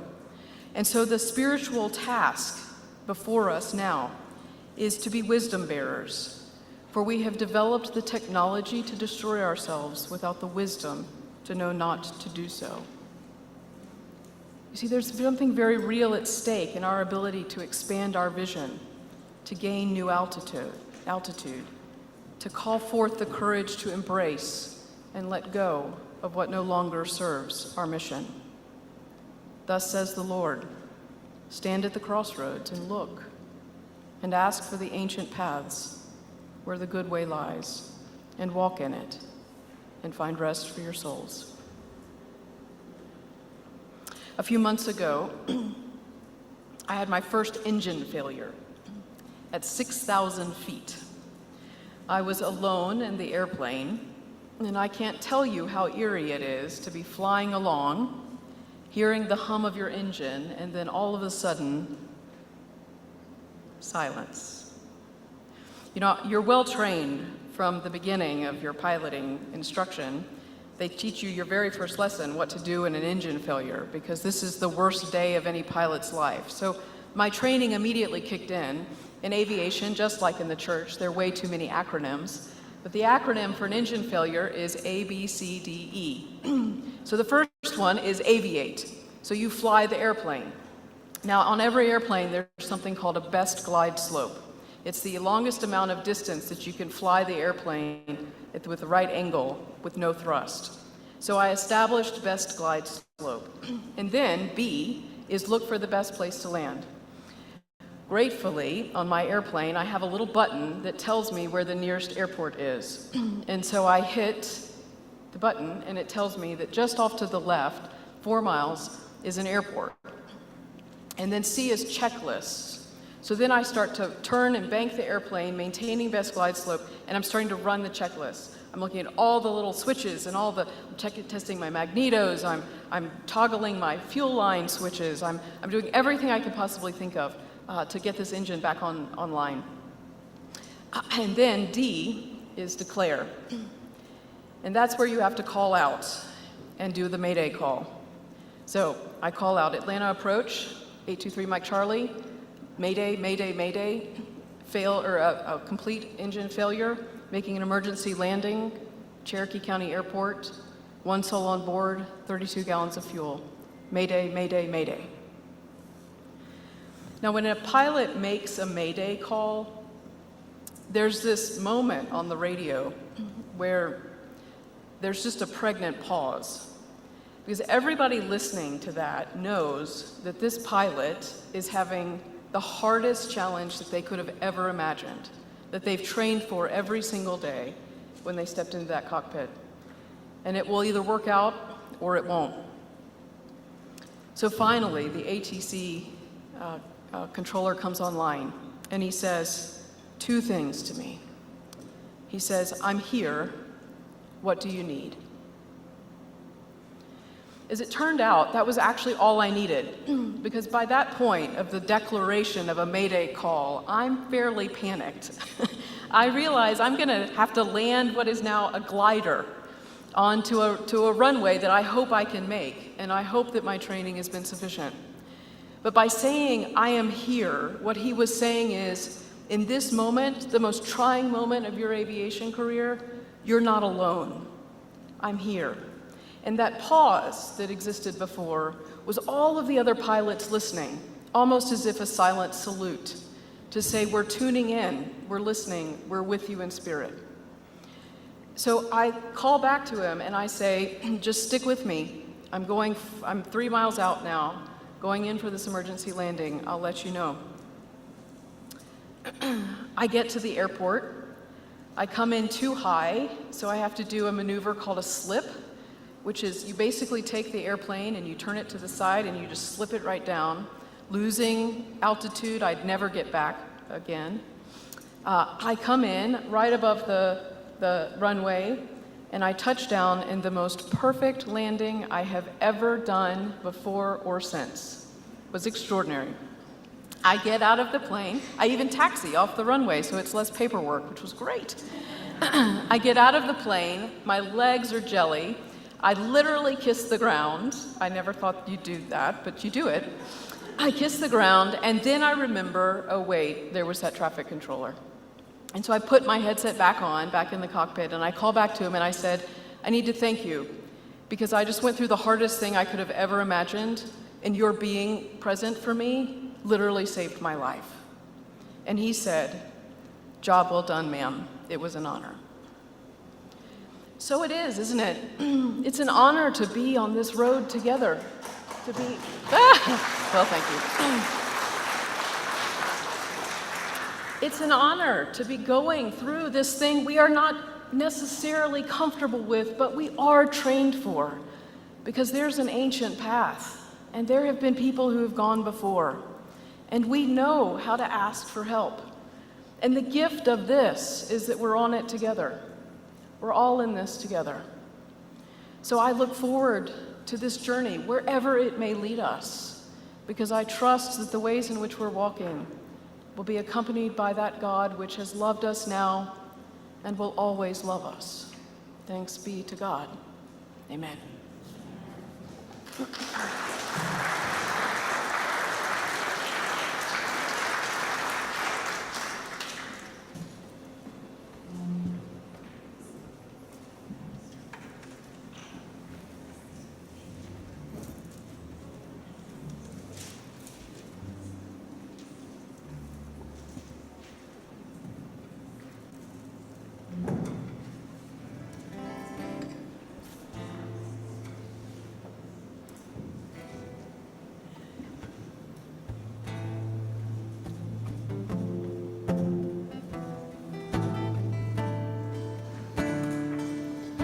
The way this is structured is 3 parts, and the first one is sort of in the middle vocal range.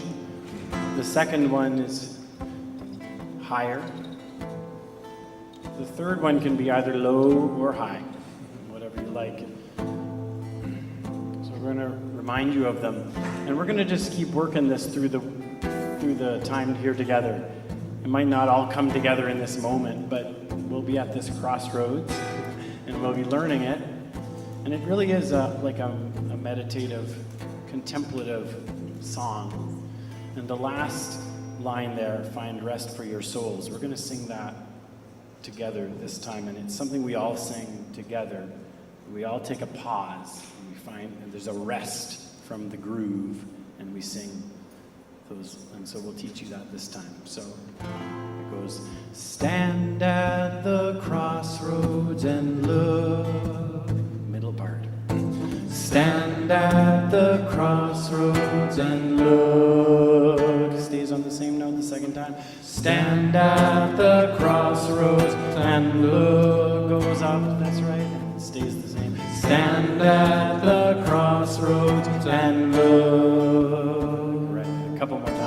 Stand at the crossroads and look. Stand at the crossroads and look. So those of you like that, stand at the crossroads and look. You can just keep singing that part. We're going to add a couple more. Stand at the crossroads and look. Josh is going to keep singing. Stand at the crossroads and the ancient path. Stand at the crossroads, the ancient path. Let's try that if you like. Ask for the ancient paths. Ask for the ancient paths. Again. Ask for the ancient paths. Ask for the ancient paths. One more on that. Ask for the ancient paths. Ask for the ancient paths. Gord's gonna sing that one. Where the good way lies, and walk in it. That's the third one. Where the good way lies, and walk in it. Where the good way lies, and walk in it. Where the good way lies, walk in it. Or high, you go. Where the good way lies, and walk in it. Where the good way lies, and walk in it. Where the good way lies, and walk in it. Where the good way lies. Now hold. Here's that find rest. It goes like this. Find rest, find rest, find rest for your souls. Find rest, find rest, find rest for your soul, for your souls. Find rest, one more time. Find rest, find rest for your souls. And stand at the crossroads and look. Stand at the crossroads and look. Oh, stand at the crossroads, the ancient paths.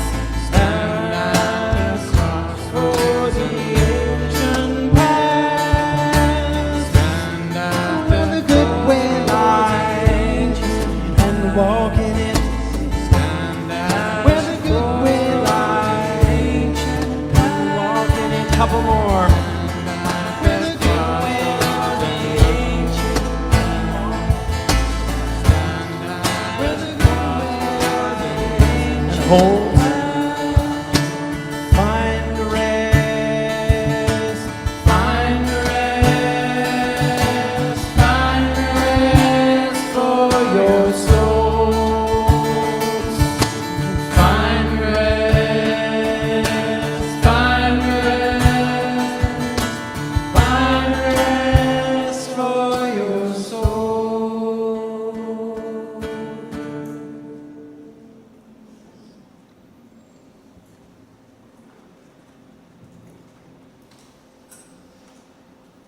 I need your help for this prayer.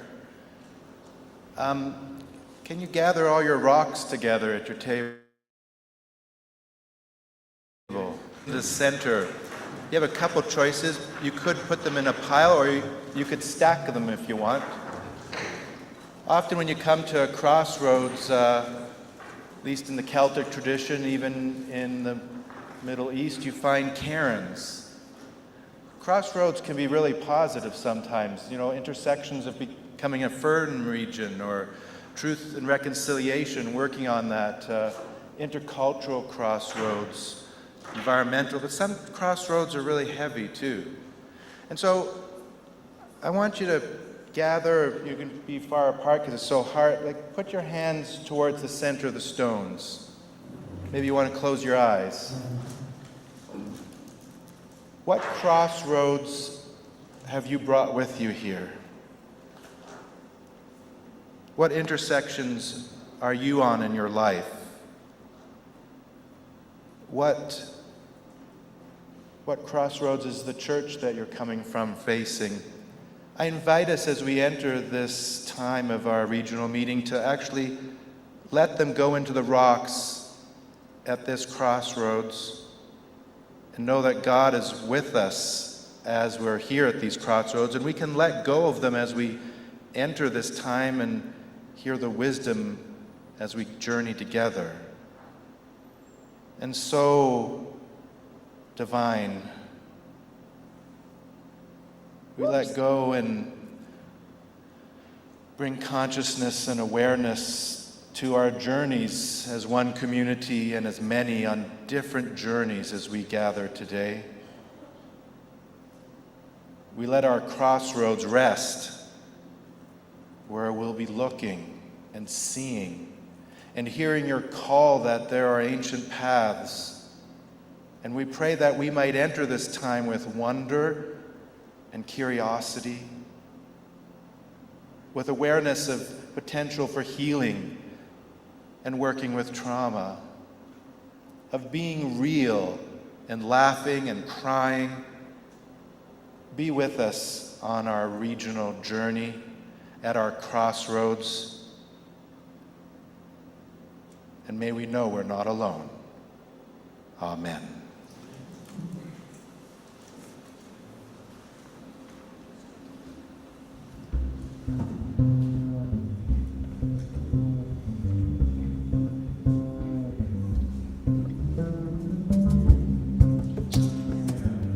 Yeah, please rise as you are able, as you are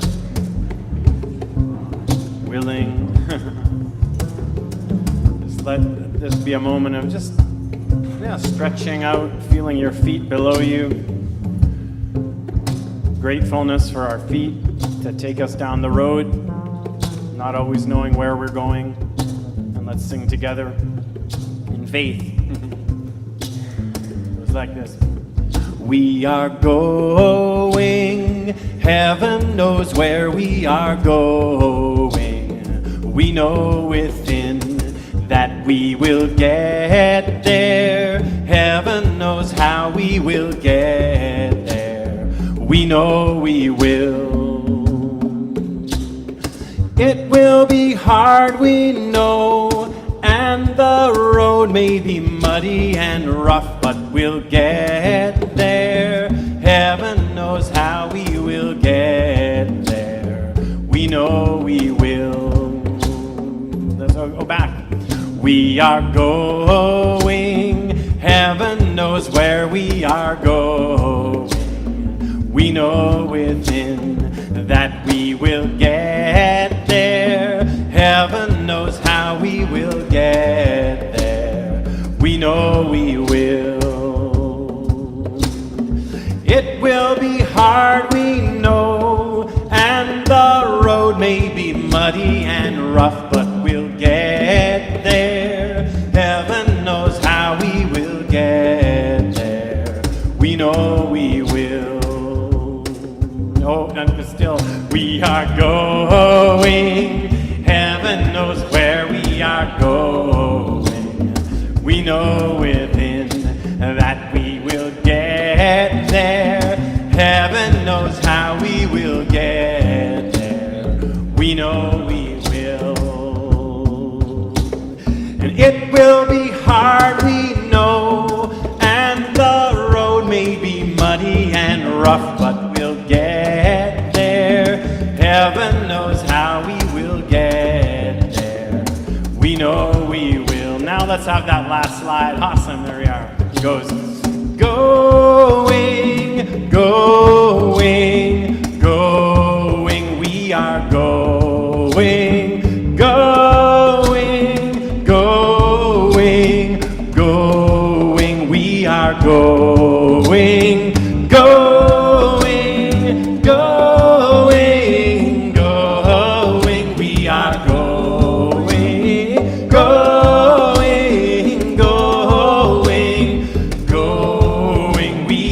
go. No, keep singing going now. Going, get some harmonies. Going, going, we are going, going, going, going, we are going. We know we will, and we know we will, and we know within, and we know within, and we know we will, we know we will, we know within, and we know within.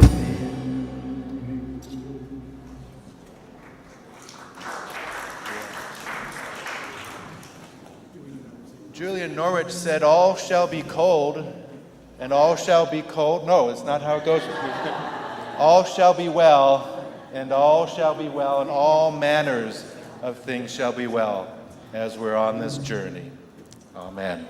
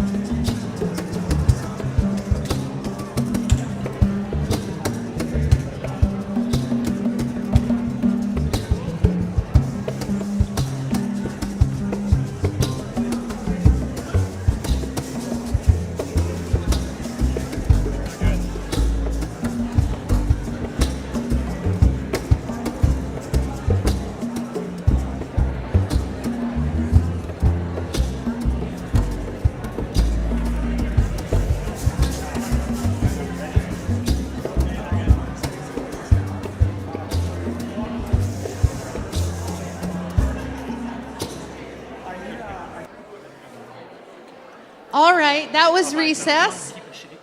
Yeah, that would be fun. Trying to keep as close to our schedule as we can. That's not always easy. So I would invite you to take your seats. This is the first of our business sessions, and I'm going to turn it over to Taylor Croissant. Good afternoon. I have just the thing to wake you up in this late heat of the afternoon. Some business time. Yes. That'll wake you up. Good afternoon. I'm Reverend Taylor Croissant. I serve in ministry at Southminster United Church in Lethbridge. I'm chairing the business committee for this annual meeting of Chinook Winds Regional Council. It's great to be home here in sunny Medicine Hat. I wish to begin by introducing the other members of the business committee who will be assisting us in all the facilitating of the business portions of our meeting this week. So Owan Kwan from Stettler and Big Valley Erskine United Churches, Barb Law, who's not yet arrived but will be here tomorrow. Oh, she is. Oh, hi Barb. I thought you weren't coming till tomorrow. Great to have you. She's from Robert McClure United Church in Calgary. Kathy Yamashita from Southern Alberta Japanese United Church in Lethbridge, and Trina Duncan, our executive minister. We'll begin with some housekeeping items. If you or your neighbor is in medical distress at any time this weekend, please alert one of our designated first responders, who will be Dr. Kathy Yamashita or myself. Washrooms. So hopefully you've found them if you've had a need up to this point, but they are in the hallway between this hall and the sanctuary. You can find them there. There's also a disabled and gender-neutral washroom as well if you go a little further out this way and then down the hall. Wi-Fi, if you've wanted to connect to Wi-Fi, the router that is closest to your table is written on the table. It'll say AGM 1, 2, 3, 4, 5. That's the router that for your table that will direct you to. The password for that Wi-Fi is Chinook Winds, all one word and all lowercase. So you can look to find that router. Yes, but please don't stream movies. We have a limited amount of bandwidth. All right, parking. Who was able to find out about parking? A little bit of a struggle. So that parking app we directed to you yesterday, that didn't work for you. So we phoned the city of Medicine Hat, and they were most gracious to us, and they said, you know what? You can just park in the top level of the transit parkade for the whole week, free of cost to you. So thank you to the city of Medicine Hat. So that's just one block east of the church, the transit parkade. How much is that going to cost, Taylor? That's absolutely free, presiding officer. At the transit parkade top floor for everyone here? That's correct. Oh, good. Okay, we're going to skip this to make up some time. If you want to know what we're doing this weekend, please look at the back of your name tag, and it has all of the agenda items are listed there. Okay, who is here at their first ever Chinook Wins annual meeting? Put up your hand, please. Well, welcome to you. I'm going to offer a special welcome to, I believe, the person who's probably joined us from the furthest. I want to say welcome to Reverend Luke Haisa, who's come from the Reformed Church of Zimbabwe into the admission process for me.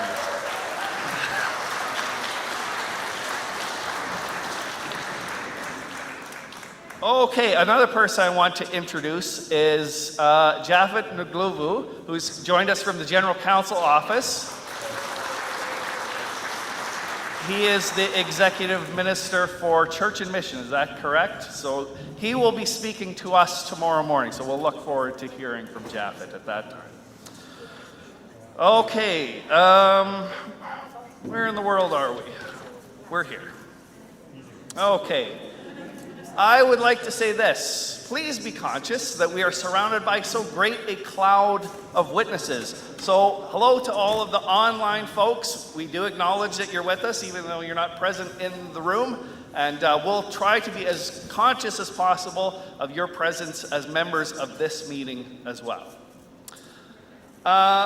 We're going to do a small little orientation to the business process, and then we're going to make some motions to initiate our meeting. But before that, we'd like to take some time for discussion within our table groups to meet one another.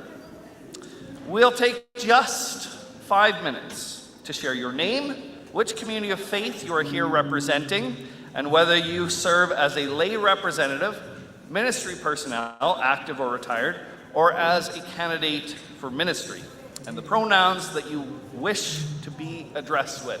Let us take 5 minutes to introduce ourselves to our table groups.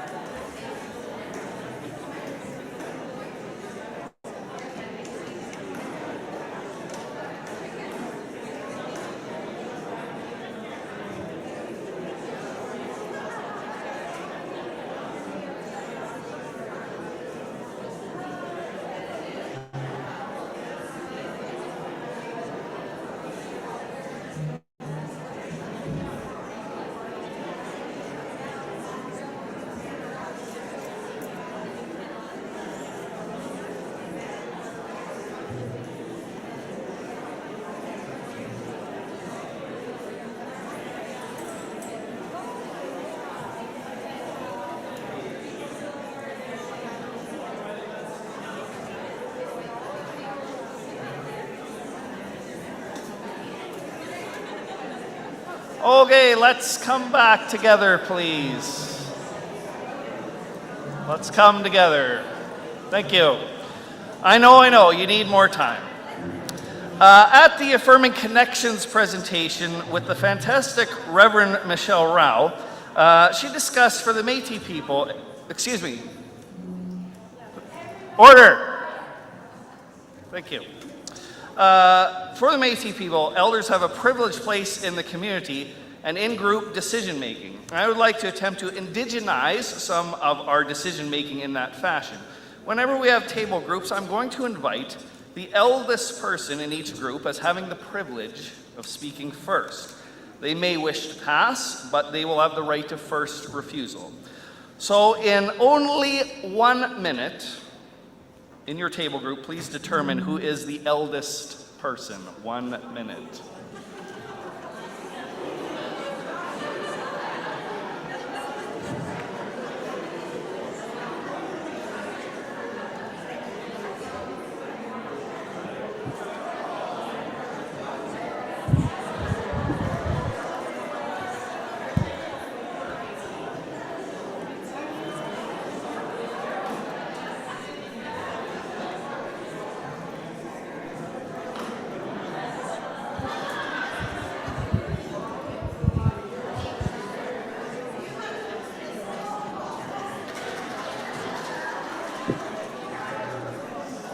I'm having afternoon snacks, so watch me eat here.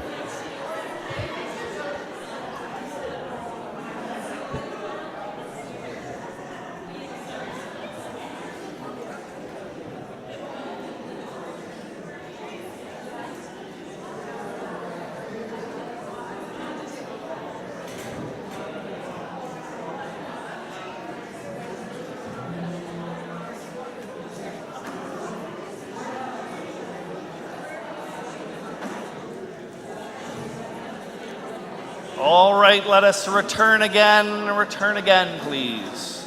I would also like to welcome special folks with us as well. I want to introduce the Youth Council members. So Tamika, Rhonda, Kamal, and Levi, can you please stand and give us a wave? Youth Council.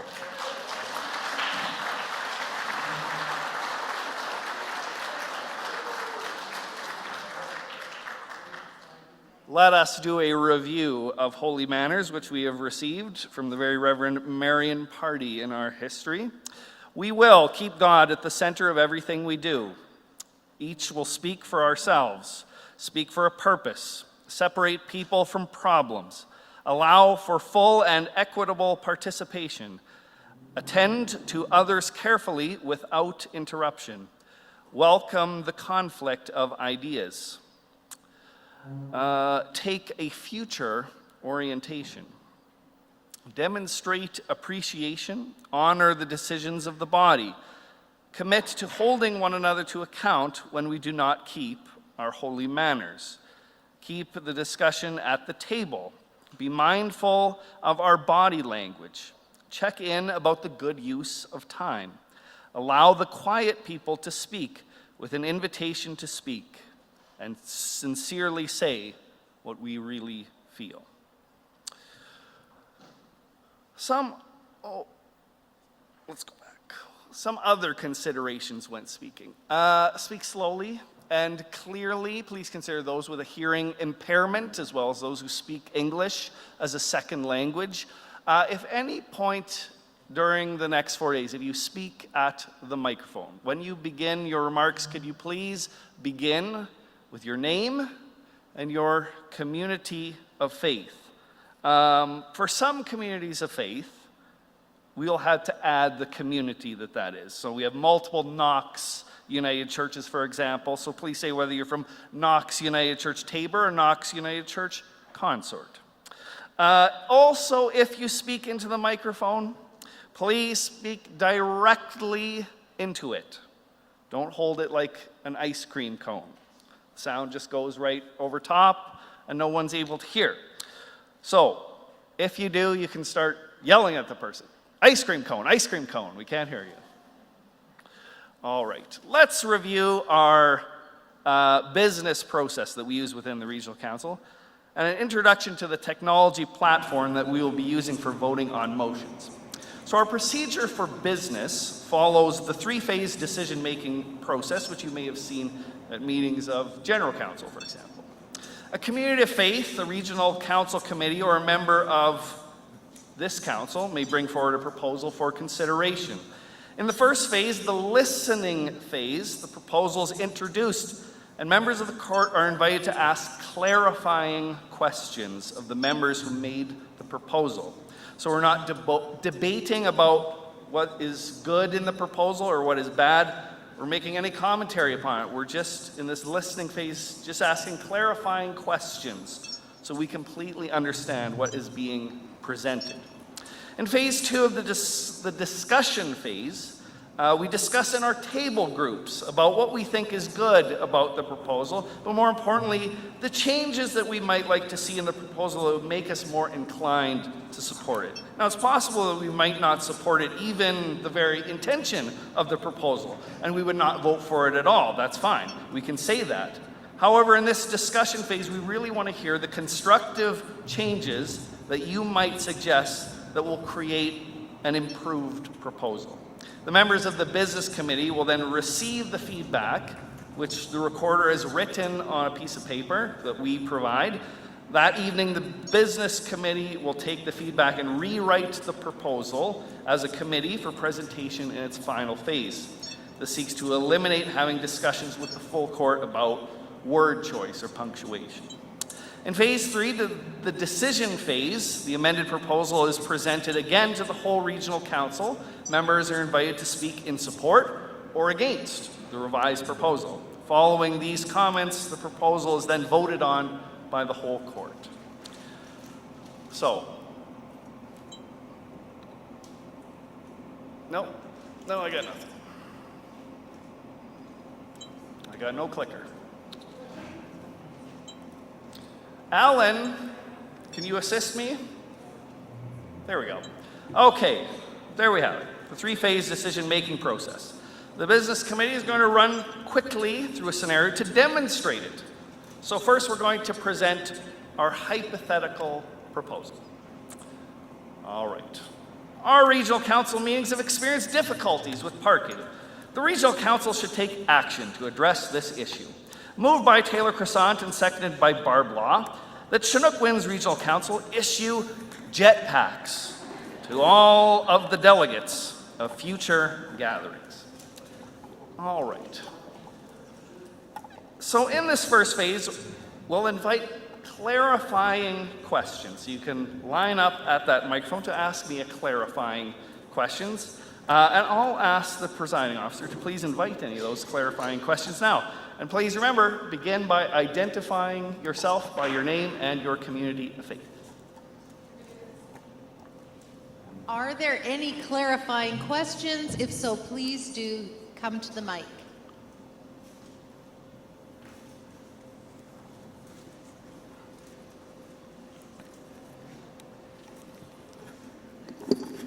Dave Goodwin, Stettler United Church. Clarifying question would be, are these jetpacks environmentally friendly? There will be an assessment to discover the most environmentally friendly jetpack that we are able to purchase while also being cognizant of the limitations on finances. I'm Mark McCulley from Westminster United Church in Medicine Hat. Will there be lessons? Oh, that's a good question. We have not thought about that, about whether there would be lessons. Great idea, Mark. Maybe we'll consider that. Okay, I'll take this last one. Mary Beth from Knox United Church in Tabor. What liabilities does the church face from supplying jetpacks to people who have a little trouble maneuvering the new technology we have today? I'm sure that our insurance will cover it, right, Trina? We'll definitely be investigating that. Okay, very good. All right, so now presented again in the discussion phase, we do this the next day. we've been in our table groups with one person would be asked to be the written recorder. And we'll just simulate that you have provided feedback to us on the business committee. And we'd say, oh, yes, you love this proposal. You're all in favor. It's an excellent idea. But you have some concerns. The business committee redrafts the proposal with the received feedback and is presented again the next day in the decision phase. So moved by Taylor Croissant, seconded by Barb Law, that Chinook Winds Regional Council issue jetpacks to all delegates of future gatherings after they have completed an instructional safety webinar with a mandatory refresher every 5 years. Very united church. So again, I will ask the presiding officer to invite members of the court to speak either in favor or against this revised motion. For brevity's sake, let's just have one for and one against. So I invite anybody who would like to speak to this in favor or against to make their way to the mic. Please remember to say your name and your community of faith.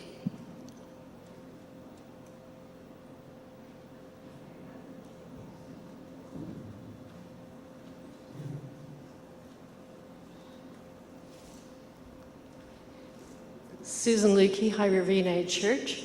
I would speak against this proposal. As someone who gets very motion sick, it would be very limiting for some of us who have challenges like that. Who wants a jetpack?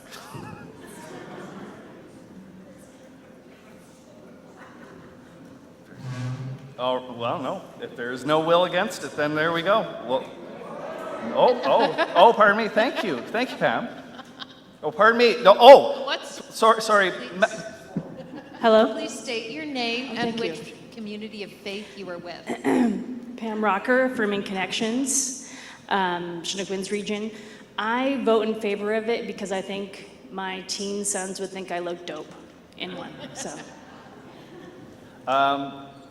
Presiding officer, actually you have to chastise me because I thanked Pam to come up. That was out of order. So it was out of order because you showed a preference. I did. Mr. Croissant. So please Thank you. do not do that again. But that is a good note. We don't clap for motions, for people's comments. We don't cheer, we don't jeer, we don't boo.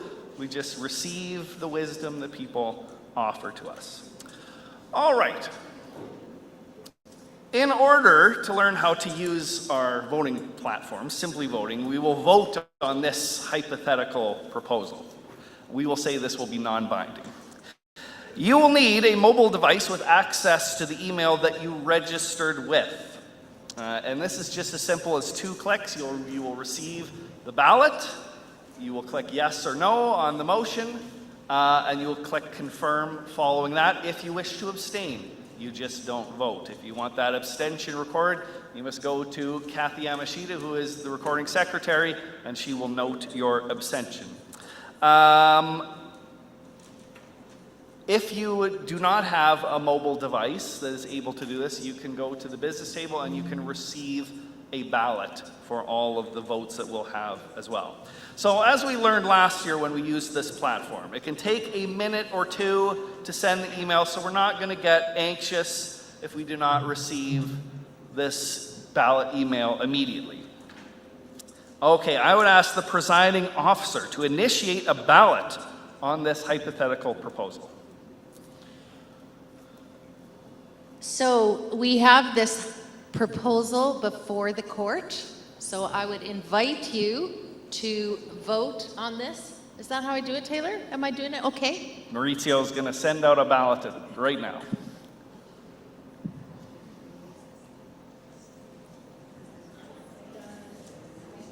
If you need a paper ballot, you can see the business table.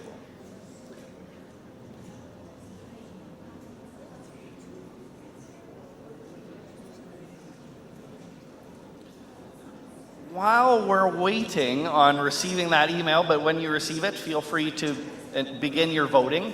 I'm going to just give a few instructions for our supper meal. Those who have requested special dietary needs, your food is available on this table.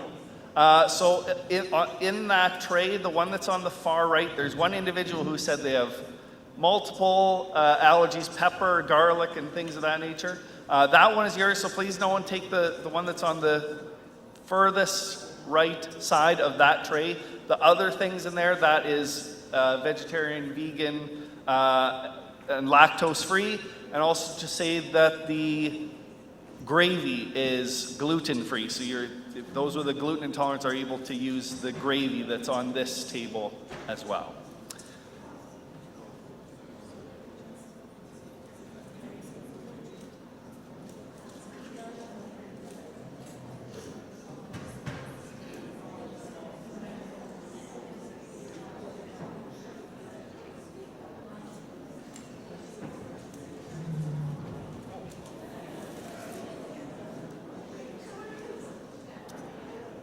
Show of hands, have you received a ballot yet? Okay, we will not be anxious about it. It will come. That's right. Okay, we've got some thumbs up. So if you have not received it yet, it should be coming in short order. You will click yes, or click on the ballot. It'll take you directly to the ballot. There's a link that says, take me directly to the ballot. Click on that link to the ballot. You'll answer yes or no. If you wish to abstain, you just don't vote. You click again for confirm.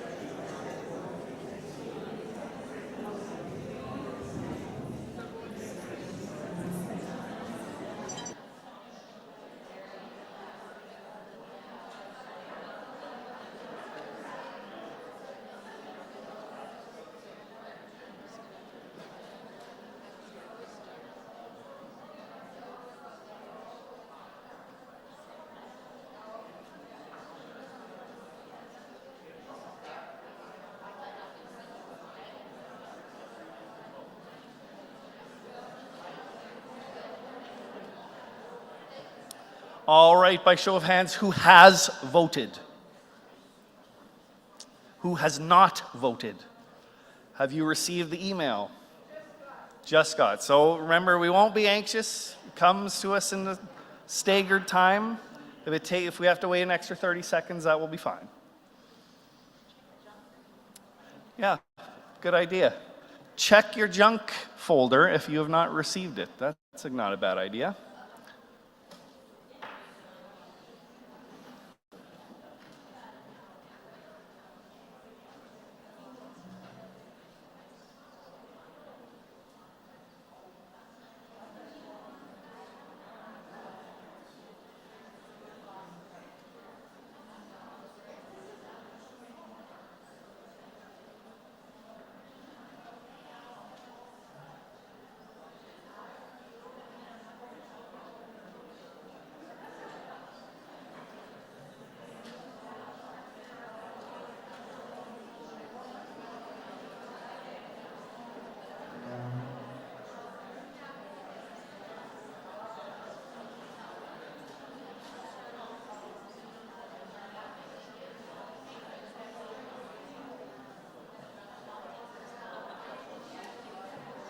All right, I will declare that this ballot be closed. If you do receive an email in the next 10 seconds, you could vote, but we are going to call it based on the results.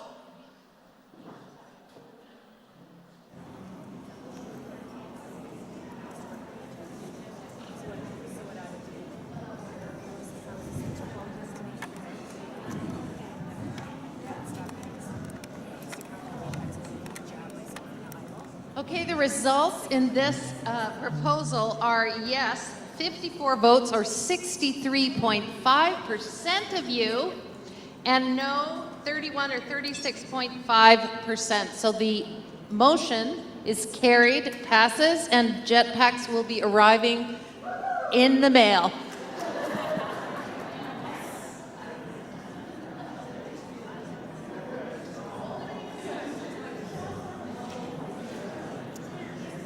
Okay, well, now that we have learned how we will organize our business and how to use our voting platform, let's move on from our hypothetical proposal onto our actual business to constitute our meeting. You can find order paper 1 on page 44 of your agenda book. We have added the concluding motion, however, to the order paper. Moved by myself, seconded by Owang Kwan, that the 5th Annual General Meeting of the Chinook Winds Regional Council be held on May 4th to 7th, 2023. The role of the 5th Annual General Meeting of Chinook Winds Regional Council shall consist of those members of Chinook Winds Regional Council who have registered prior to 5:00 p.m. Thursday, May 5th, 2023, pardon me. Those arriving after that time shall not be included on the roll. The bar of the council should be established as Wesley Hall of 5th Avenue Memorial United Church, Medicine Hat, and the Zoom digital meeting room assigned and shared with registered delegates. That Joanne Anquist, presiding officer, be affirmed as the meeting chair, Kathy Yamashita as the recording secretary, and that the business committee consists of the following: Taylor Croissant, Owang Kwan, Barb Law, Kathy Yamashita, and Trina Duncan.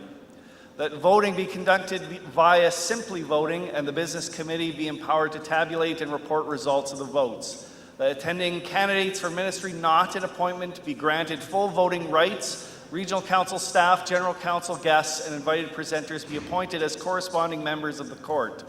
Subject to such changes as the business committee might make and announce, the agenda as printed shall be the working basis for the order of business.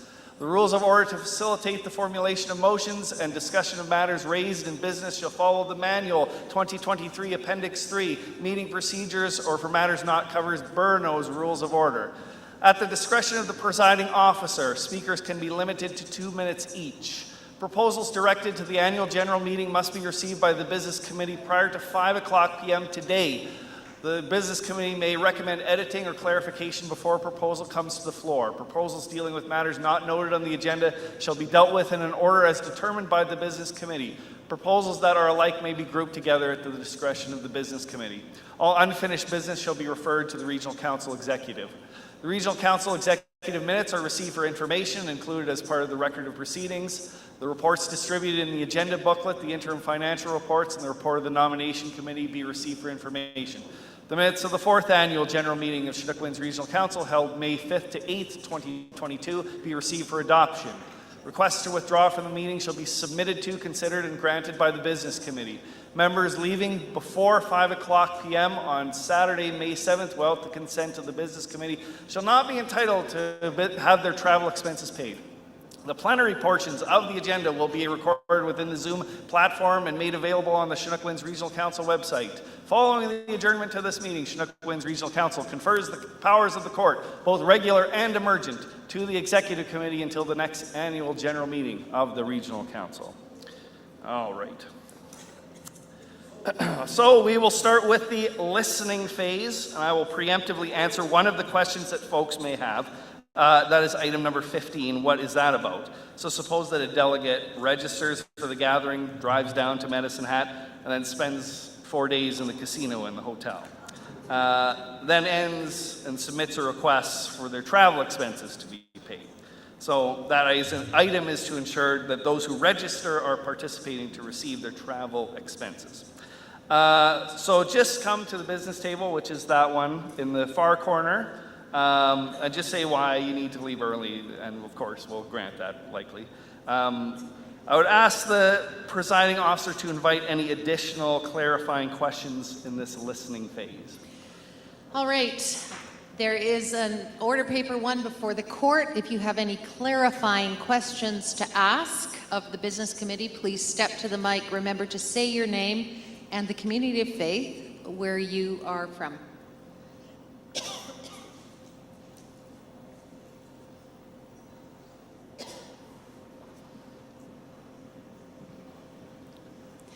Mary Beth, Knox United Church in Tabor. So my question is, if a lay representative is only able to attend a portion of the gathering due to work constraints, will they still have their travel expenses paid? Yes, yeah, like that's a legitimate reason we of course would grant that request. Any other clarifying questions? All right, let's move to a discussion phase. So in the discussion phase, are there any changes that need to be made to this order paper? Also, as part of the discussion phase, I'd ask for any changes that may need to happen to the 2022 minutes at this time. That would be a good place for this. But I would ask the presiding officer to invite any discussion for order paper 1. Any discussion on order paper 1? If you would like to make a comment, or then step to the mic.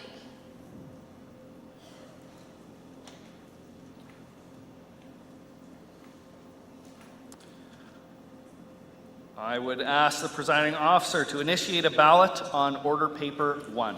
Having no discussion, we will send out a ballot on order paper 1.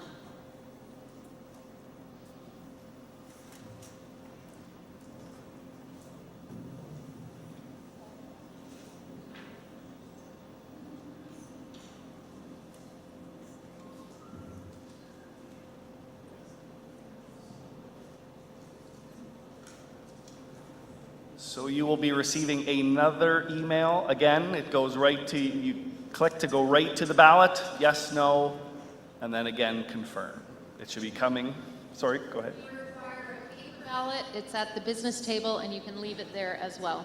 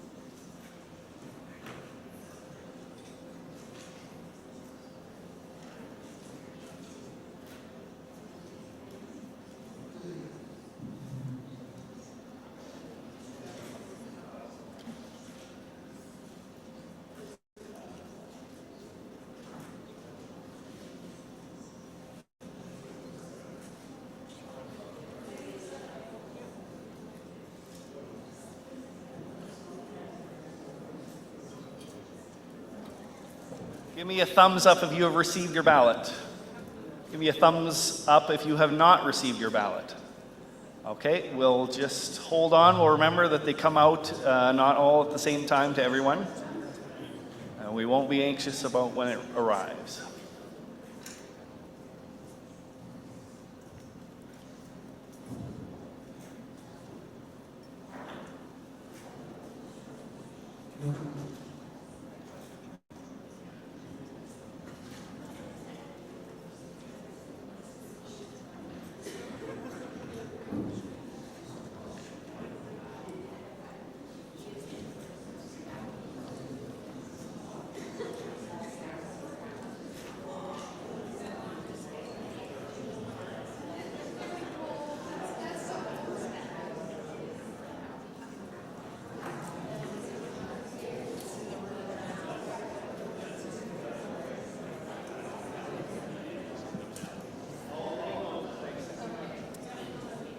A very good comment came out.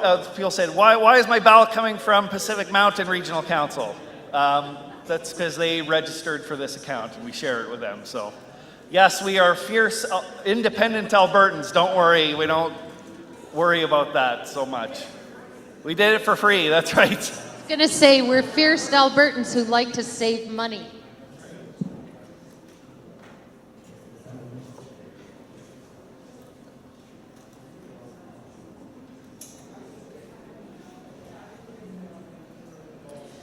Having received the votes, and I'm told I'm not allowed to give percentages, but that Order paper 1 is passed.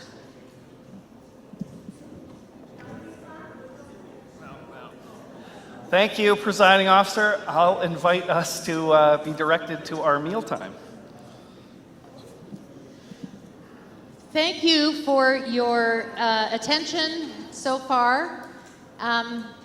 Sometimes I think, why do we do business? It is a really important thing. So thank you for your attention to that and for the business proposals that will be coming for us. We're going to eat now, and so we want to say grace. So if you'd like to, I invite you to pray with me. God of all, thank you for your presence here.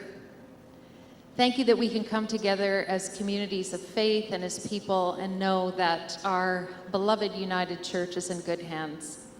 Thank you for this food we are about to eat, for the hands that have prepared it, and may this time together be one that is rich in discussion as we go forward.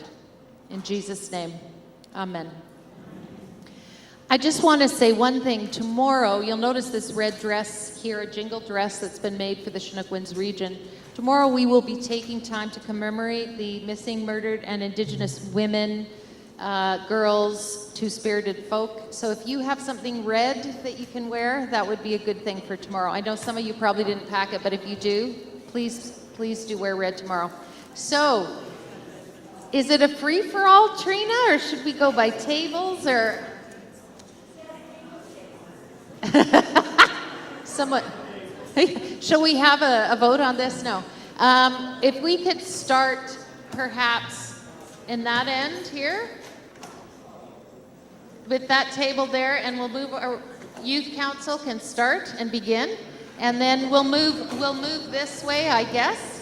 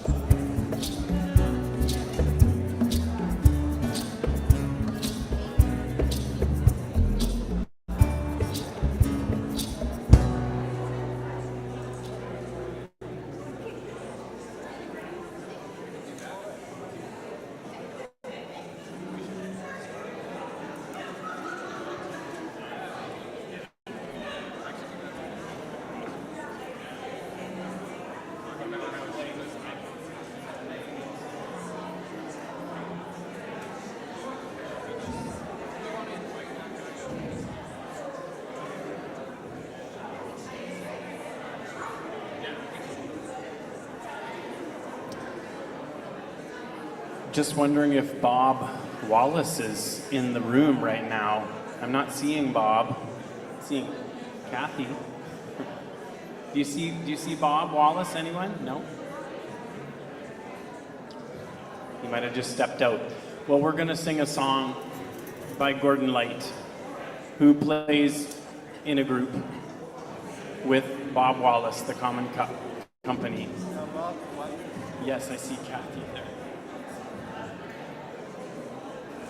And if he wants to, he can come up here and sing with us.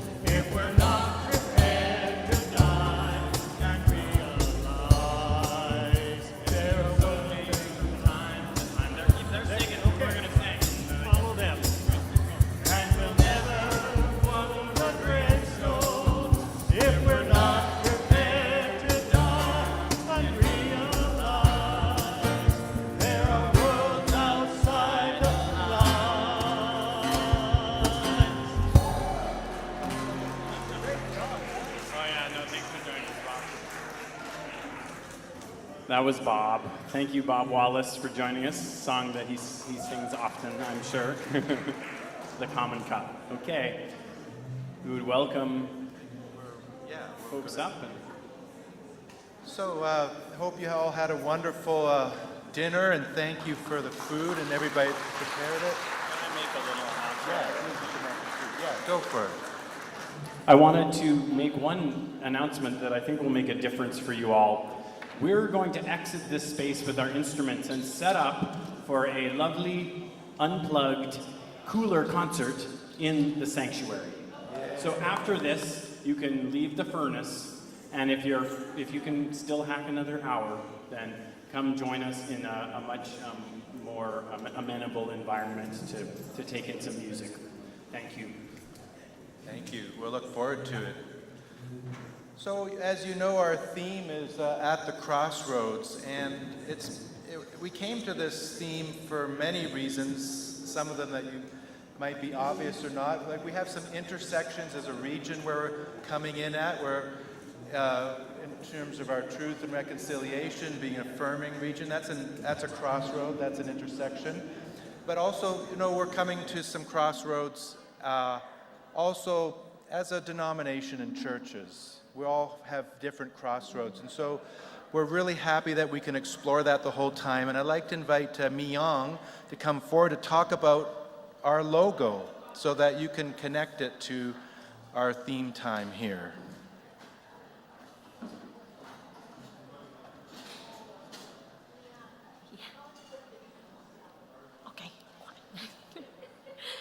The logo for the 2023 Chinook Winds annual gathering represents the diverse crossroad which we face together at this moment. The orange line represents the road toward reconciliation between the indigenous and settler church and our commitment to becoming an intercultural denomination. The yellow line represent the intergenerational crossroad. The green line represents the environmental crossroad in the midst of the climate crisis. Finally, the rainbow line with chevron represents the crossroad of living into being a two-spirit and LGBTQIA+ affirming regional council. Our diversity brings vigor and health to the church, and we find our unity in Jesus Christ. In our time together, we will encourage one another in the bonds of love. This is the Holy Spirit.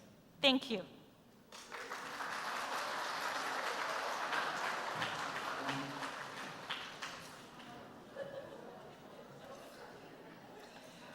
Wow, thank you all for hanging in here in this heat and in spite of the delays. It's so great to look out and see all of your faces and to be in community with you here together. It's going to be an exciting few days, and it's so wonderful to be here. It's my privilege tonight to do a formal introduction of Cameron. You've already heard from her this afternoon, but just to give you a bit of information, Reverend Cameron Trimble is the CEO of Convergence. It's an organization that supports the reshaping of congregations and leaders engaged in an age of movement from organized religion to organizing religion. Driven by the values of an inclusive, progressive theological vision for a more just world for all. She began her ministry as a congregational developer, and to pay for her ministry habit, she also owns a real estate company and a software company. She has also been pastor of 4 congregations in Atlanta, Georgia. Before starting Convergence, she served as an advisor to the Congregational Vitality and Discipleship team of the local church ministries for the United Church of Christ, and as an associate conference minister of church development in the Southeast Conference of the UCC, the United Church of Christ.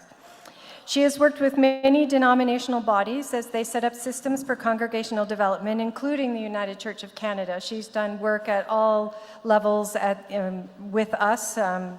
General Council was the first place that I came to work with Cameron, and we're so excited that she's able to be with us here.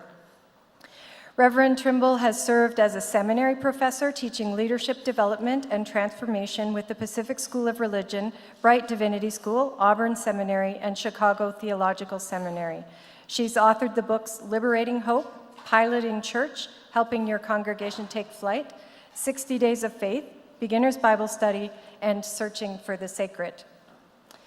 One of the great honors of her life is serving as the board chair of an organization called Stop the Traffic, focused on putting an end to human trafficking around the world through the use of intelligence-led prevention.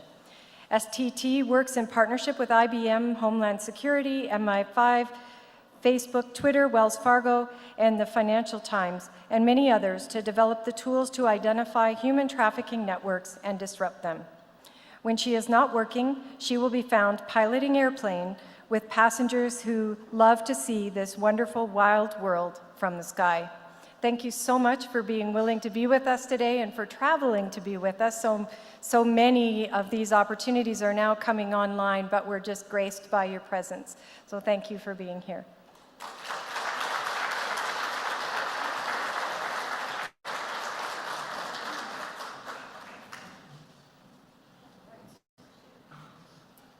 You guys, we must really love Jesus. What are we doing baking in here together? Oh, well, I'm just going to speak really quickly so we get through this fast, and then we can go, I don't know, have cold water or cocktails, whatever works for you, and listen to great music. That would be fantastic. So tonight, what I'd like to talk about is the problem of planning our future, and we'll do that kind of at a high level, but then bring it down to the congregational level. Like, why is it so difficult to, form plans and move forward in our congregations? Then tomorrow, what I'd like to do is walk you through an exercise that I actually worked with a team is connected to UNESCO as part of my work with the United Nations that's called Futures Literacy. But I'm going to walk us through kind of an imaginal process that I've called the art of being lost, but we could also call it a Futures Lab. It's going to be super fun, so don't worry, just take my word for it, you're going to love it. And then we'll end the third part of our conversation together talking about how to navigate change. How do we go back into our places of congregational life together and navigate through what seems to be some, very, very interesting times. So, does that sound okay? Because God knows I can talk about most anything. So, all right, very good. All right, so I want to start with making sure the clicker works. Great. So on March 11th of 2011, on the east coast of Japan, there was an earthquake that happened that registered on as a 9 on the Richter scale. Do you all remember this earthquake? It was an extraordinarily huge earthquake. It caused tremendous devastation on the east coast of Japan. So powerful, in fact, that we felt it throughout half of the world, and so powerful that it moved an island, is it Honshu Island? Let me put this in meters. I think it was 2.4 meters, 8 feet in U.S. speech. So it moved an entire island out, 8.4 meters. Is that right? Does that sound right to you? About 8 feet? Okay, so a pretty significant shift. Now, the reason this caught my attention was because when the rescue efforts started to come in to begin to help people, all of a sudden, all of their GPS equipment stopped being able to accurately locate where they should land, where people were. Even shifting it by 8 feet meant that none of the directions that they had previously counted on were reading quite accurately enough to be really effective. It was as if this, cataclysmic event had all of a sudden rendered all of the mapping and all of the technology that they were using fairly useless in that. I thought it was a great metaphor for our time, that in fact what we're living through is such a disruptive moment in human history that in fact our maps don't read the way that they used to read. That we might try the same kinds of things, but we're getting diminished returns on results or strange results. Just baffling results that we don't have any context for understanding. Now, before the pandemic, we were already seeing trend lines that were not super encouraging, right?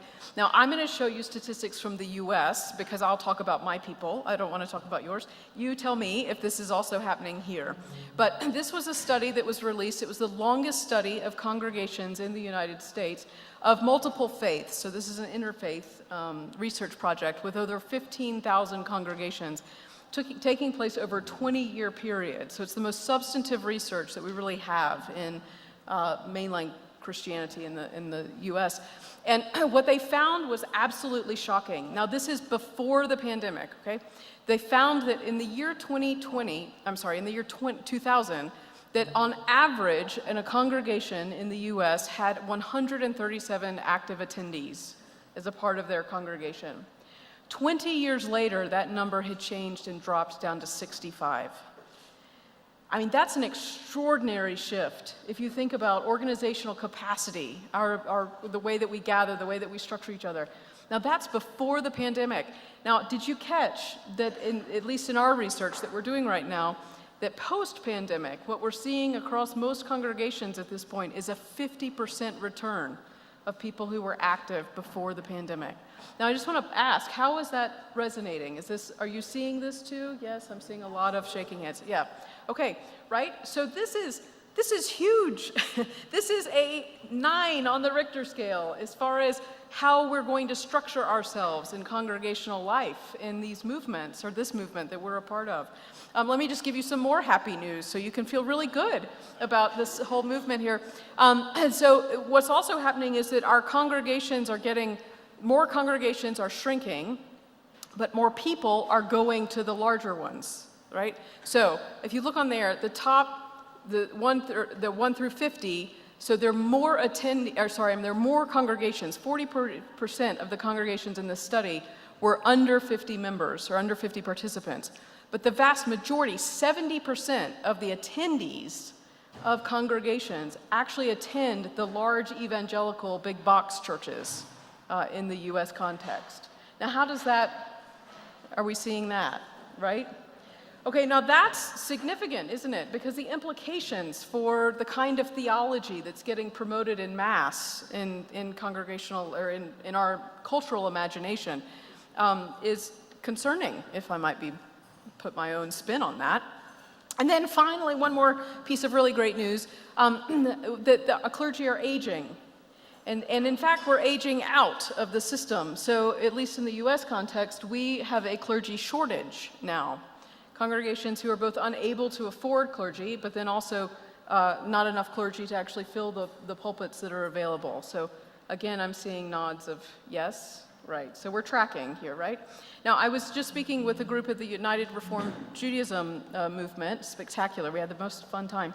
And theirs was the same, tracking exactly the same kind of way. So there's something about the way that we've organized ourselves in these things we call congregations that is undergoing seismic transformation.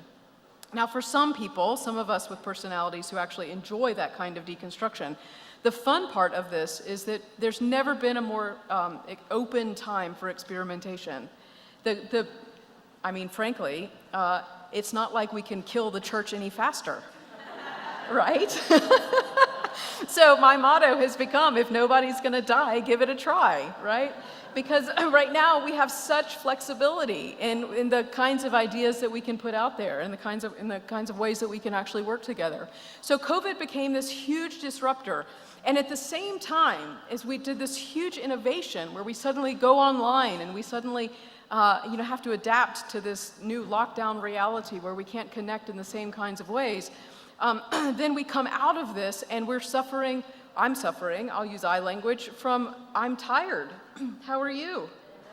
Yeah, right? Like I'm a little worn out by all the change. And I have pastored 4 congregations, but I was not pastoring one during this pandemic. And I can't even imagine how those of you who are or are even putting sentences together. So bravo to you that you haven't just fallen out flat on the floor, particularly in this heat. So the reality of what we're working with is we have fewer people coming back and re-engaging. Those who are re-engaging have lower energy, and the impulse is to return to our nostalgia and try to reclaim, to go back to the way that we've always done it. Now, what could possibly go wrong, right? I think this is a pretty bad idea. In fact, Thomas Hubble, who wrote Healing Collective Trauma, have you all read or encountered his work? Okay, you totally should. It's really good stuff. He writes in there that he says, the problem with collective trauma, which we're living through on a number of levels, not just for the pandemic that we've gone through, but now as climate change is having very real impact, the level of grief that we're carrying culturally as people who both responsible for some of this change of our climate and feeling that we're powerless in the face of it, the frustration of that. We're carrying such trauma in our bodies that what's actually happening to many of us at significant levels, unprecedented again in human history, is that the spiritual, physical, psychological, social, and financial well-being, which constitutes the wholeness of a human, is being radically disrupted. So he says in there, in fact, that what happens in the midst of trauma is that it actually creates a break in our response ability, our ability to respond responsibly in the face of opportunities to lead us forward. So the fatigue that you're feeling is probably actually trauma that you're holding, and that it's creating breaks in your ability to respond to help move us forward. Now, the best part of that is that that's healable. We can work on that, and as I said, we're all in this together. But I think to not name it as a reality of the cultural moment in which we're living means that all of us are walking around thinking that we're crazy, or we're ineffective, or there's something wrong with us, when in fact what we're actually dealing with is both holding the grief and holding the hope. In a sense, holding the fear of what is going on within us and in our context and in this world, while also trying to heal ourselves enough to lead ourselves forward. Here's another challenge, though, that we've got. He doesn't go on to say this, so this is stuff I've made up, so if you disagree, I get all the credit. Don't blame him. But what I also believe is happening with us is that we're experiencing economic meltdown, climate countdown, democracy breakdown, religious letdown, racial throwdown, technology showdown. So all of these institutions, all of these sectors, which have shaped our imaginations, have helped us understand what it means to be human, what it means to be in culture, all of them are being radically disrupted, as I talked about before. And in that disruption, what we're seeing is that the normal interventions that we could have counted on in the past are no longer effective, are no longer having any impact in that. Just look at the United States for case one of how our judicial system is now corrupt under some extraordinary tampering. Look at the last administration, which shall remain nameless there. I just gave myself a little PTSD right there. So the problem then is that those things which we counted on to orient ourselves, to provide guardrails or kind of boundaries of what's normative and what's not normative, are no longer count-onable. So we're in a post-normal reality. And in a post-normal reality, then what happens is that our collective story, the theology, the mythology, the story that we tell ourselves about individualism, capitalism, endless growth in our case, particularly in the US context. The story of common good is another way of thinking of it. The story of nuclear family, the story of have a job that supports you through your whole career. Those kinds of stories, which have just somewhat shaped how we've gotten this far, they all start to break down. And in that breaking down, we have competing cultural narratives that arise. Now, in the process of that breakdown, we go through a pretty clear cycle. First, we think that there are individual symptom bearers. There are individuals who start misbehaving, who start challenging that cultural story. Then we start jailing them. So in the US, we have filled our jails now with black people because the black people are the problem. And so because they're naming that the way that the social structure is working isn't working, we put them in jails. Well, then we fill our jails. And so now we've got to deal with a larger issue. And so we call it cultural distortion. And so now we start medicating people. And so when you have a society that is starting to not go along with the breakdown of this, or starting to name that the story's breaking down, then we put them on antidepressants. And we tell them, hey, buy more alcohol. Or we tell them, work more hours, you know, make more money, right? We give them some sort of distraction, cultural distortion, a way of distracting them from the bravery of naming that the cultural story we're telling isn't working, that we're breaking down here. And then suddenly, if it's going well, there will be some prophets who emerge, some people who will start to name out loud that there's a different way of being, that there's an ancient path, that we're at a crossroads, that we can turn to the wisdom of older generations and of new emerging generations, but it doesn't have to be this way. And if we're very lucky, then the moderates will get won over, that more and more people will be attracted to their narrative. But when the prophets emerge, what also happens at the same time is that a nativist movement comes into existence. Does this make sense? Have you seen this? So there might be, for example, I'll go back to an age where I wasn't traumatized. In the US context, Barack Obama tells the world, yes, we can. Do you remember his? Seems like a lifetime ago, right? Yes, we can. The whole world shouting, yes, we can. And then we have the Tea Party that pops up, giving birth to the modern day Republican hot mess. And they say, oh no, we can't.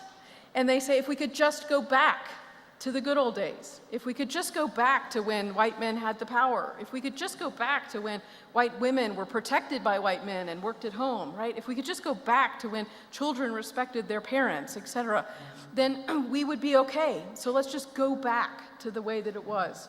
So right now, as a culture, we're competing with narratives. We're battling out that cultural story that's going to be adopted or not adopted, for good or for ill. And that's why I think what we're up to in the church matters so much, because we theoretically are the wisdom bearers, right? We're the people who have a story that is based in unconditional love, that is based in an ethic of the common good, that has stories that go way into our past, that talk about what it means to find your way in the wilderness and to risk in faith, following an instinct, a God who will lead us all the way to a promised land. We have an extraordinary story to tell, but in the absence of our bravery of telling it at the local level and then beyond, then what we do is abdicate our movement to the nativist voices. Does this make sense? Right? So our congregations, it's not okay really, actually, that our congregations just go silently into the night. We need to change forms, but there's something very real at stake in our ability to reweave that relational fabric that I talked about earlier, so that neighbors know each other, that families are reconnected, so that message of love gets transmuted into a cultural narrative that actually makes a difference for the sake of generations to come.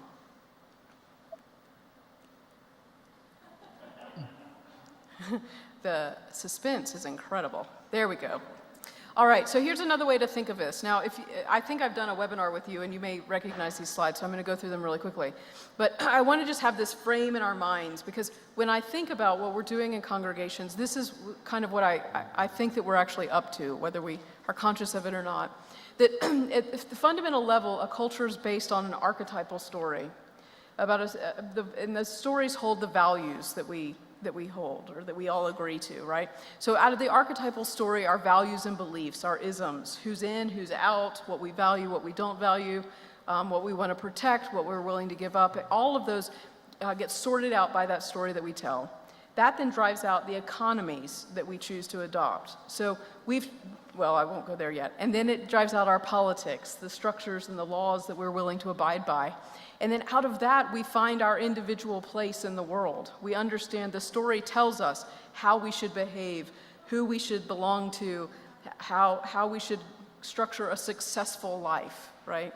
So we're working at the level of theology, sociology, and psychology when we're working in a congregational setting. But here's what I think has happened. We've got these competing narratives that are emerging. So we've had a narrative, an archetypal story that's been based in hierarchy. In hierarchy, it demands that there be competition, that there has to be someone better than the other. And in our case, the hierarchy has driven out an expression of toxic masculinity and violence, hence the Marvel movie Enterprise. Do I have Marvel fans in the room, right? I mean, I even watch them, and even as I condemn them. But so we create these superheroes that come in and save the day. And if we have that kind of hierarchical imagination, then it's obvious. It's almost without question, almost predestined, if I became Presbyterian for a moment, to say that white supremacy is a natural byproduct of that. Because if we need to have a society based on hierarchy, then our skin color is the best way to organize ourselves, because you can't really hide it that well, right? And so the supremacy of whiteness then becomes the controlling factor that determines how we dominate each other by race, gender, and religion. And then capitalism makes all the sense in the world, because if we've established the supremacy of whiteness and then we just try to consume so that the person with the most toys wins, then we're on this endless growth trajectory where we're competing against each other for finite resources, and the person with the most toys is the hero of the culture. Elon Musk, or Bezos, or I could go on. And the trouble with that is that at the psychological level, you and I are never safe. Because at the end of the day, we have to fight it out. It's us versus them. It's always an either or. It's a binary, a dualism that creates at its core level an agitation that prevents you and me from actually being collaborative, to being comfortable, for being in true and genuine friendship. That's a terrible way to structure a culture, right? And yet here we've done it. Here we've done it at a global scale. So it could very well be that a competing narrative is emerging, that one that is of interdependence, that's pluralistic, that eco-civilization, and that is contemplative in nature, not in the sense that we'll all join monasteries, though I could be talked into that, but that it is that what society rewards us for is the maturation of the human soul. So rather than the person with the most toys wins, the heroes of our culture are actually those who have the greatest depth of spirit and who have the greatest sense of connection to the sacred, and who can teach the rest of us from a deep sense of wisdom, do you see? So these two narratives in various forms, shades, and gradations are finding their way into culture. We're seeing them being fought on our movie screens and on Netflix and Amazon Prime. We're listening to it in our music. It's all over the place. But we have a side in this. We have an agenda in this, so that ultimately the kind of narrative which we've come to understand through the gospel of Jesus Christ requires us to advocate for a more just world for all. So our failure to abdicate at the moment when the competing narratives are reaching their peak is an abdication of leadership that we can't afford. And that's why what we do every week, day in and day out, not just on Sundays, but every day, is so important, not just to save our movement, but to actually save the world for future generations. Good luck with that. I don't know if you know Bayo Kumalafi and his work, but you definitely should. He's an emergence philosopher, and just a brilliant, brilliant man. You can find him on YouTube everywhere, though I encourage you to go find him in person.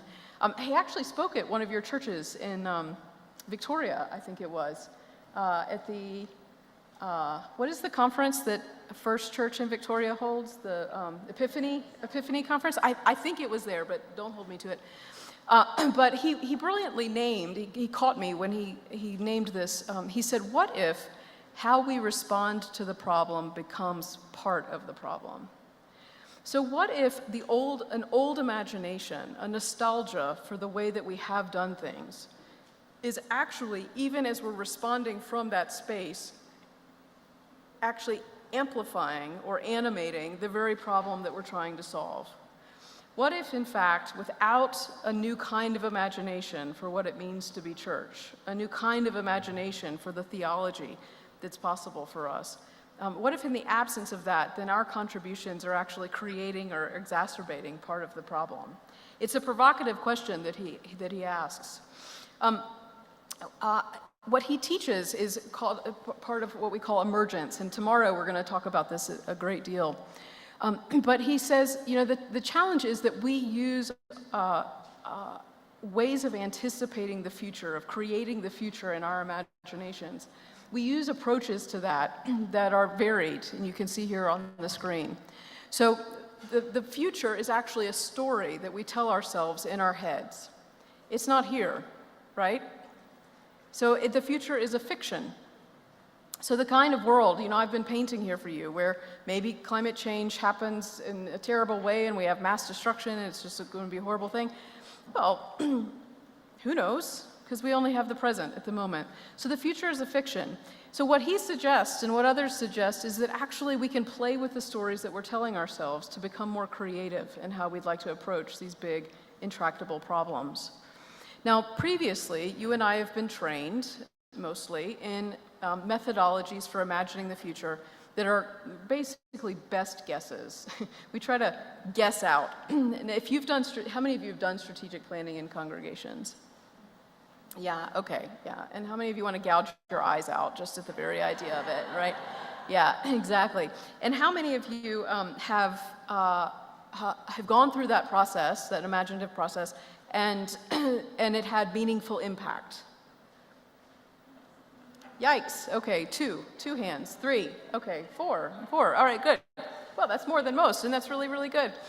The challenge that we're finding now, because I've now been working with congregations for almost 25 years at this point, is that the planning that we were able to do, let's say 15 years ago or 10 years ago, we could make best guesses like 10 years into the future, right?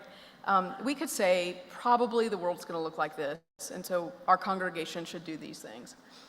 Well, today, we're lucky if we can think 2 years into the future with any kind of sense making at all, right? Any good guesses. The time period in which we're able to plan is shrinking.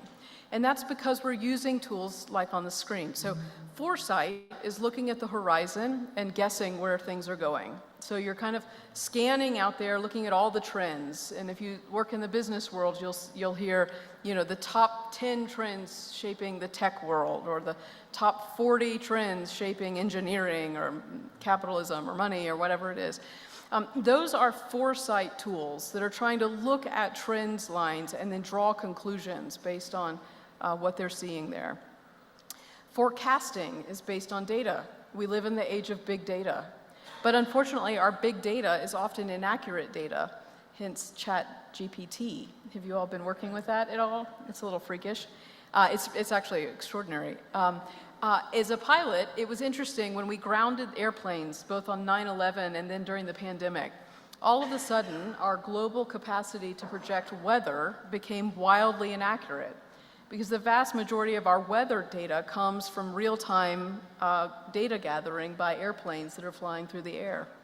So this dependency on data is a blind spot. It's kind of a weakness in our forecasting. So if we get it wrong, we get it really wrong. And oftentimes we get it really wrong. Scenario planning, horizon scannings, futures consciousness, speculative design, these are things that you may have run into in other contexts in which you've been working. It's futures literacy, which we'll play with a little bit tomorrow, that actually is a more imaginative space. And so I'm not going to say a lot about it. But here's part of the challenge. Most of our planning work, we think of the line, or we think of our planning as a straight line. So we're here, we want to get out 5 years from now, maybe 10 years from now, and so we'll just take these logical linear steps. If we thought of it more as a cone, then what is probably more honest about our planning work in a congregation is that we can maybe see years 1 and 2 fairly decently. So we have more certainty about the steps we should take in years 1 and 2. We have less certainty the further we go out in our timeline, right? So if we drew it as a cone, that gives us a little bit more flexibility. The challenge with most of our planning at this point, in both organizations and in congregations, is that our trajectories, our capacity to see into the future, doesn't account for the trends that are already obvious to us today. So when you think about your congregation's future, how many of you are taking into account that the world in 10 years will probably be deeply impacted or reshaped in fundamental ways by quantum computing? Are you thinking about this? You know, that we're going to be wearing glasses that have things on our screens that are telling us things about, you know, pulling up your social media accounts while I'm looking at you, or maybe your salary levels, who knows? How many of us are thinking about tribalism or an aging population and its impact on our governments? Climate change, job market, where the kids who are born today, the jobs that they will be working don't even exist yet. They have not yet been created. How many of you are thinking about the realities of deep political unrest, not just disagreement, but deep factional political unrest, augmented reality, just-in-time customized education in place of our private and public school systems, restricted internet access, one we don't think about very much, but it can happen quite overnight. The collapse of capitalism, possibly, or some sort of global economic transformation. Now, the thing is, these are the things that the people in our pews are thinking about, because they're watching TV, they're working in corporate settings, or they're working in spaces where they're actually motivated, they're rewarded for thinking ahead into these kinds of realities. But where in congregational life are we imagining a cultural story for the common good that actually helps to shape, that provides an imagination about the kind of world that might be coming into our midst, maybe even sooner than 10 years, right? So when we ask our people to dream into the future, generally the aspiration of that dream is so small that it's wildly uninspiring, which is maybe why we have a problem with families with young kids wanting to hang out with us. Because the relevancy of our capacity to imagine the world that they already see so clearly in their minds, the disconnect from that is just so powerful that it seems like we don't have a clue what we're doing, what we're up to, that we're so yesterday's news, right?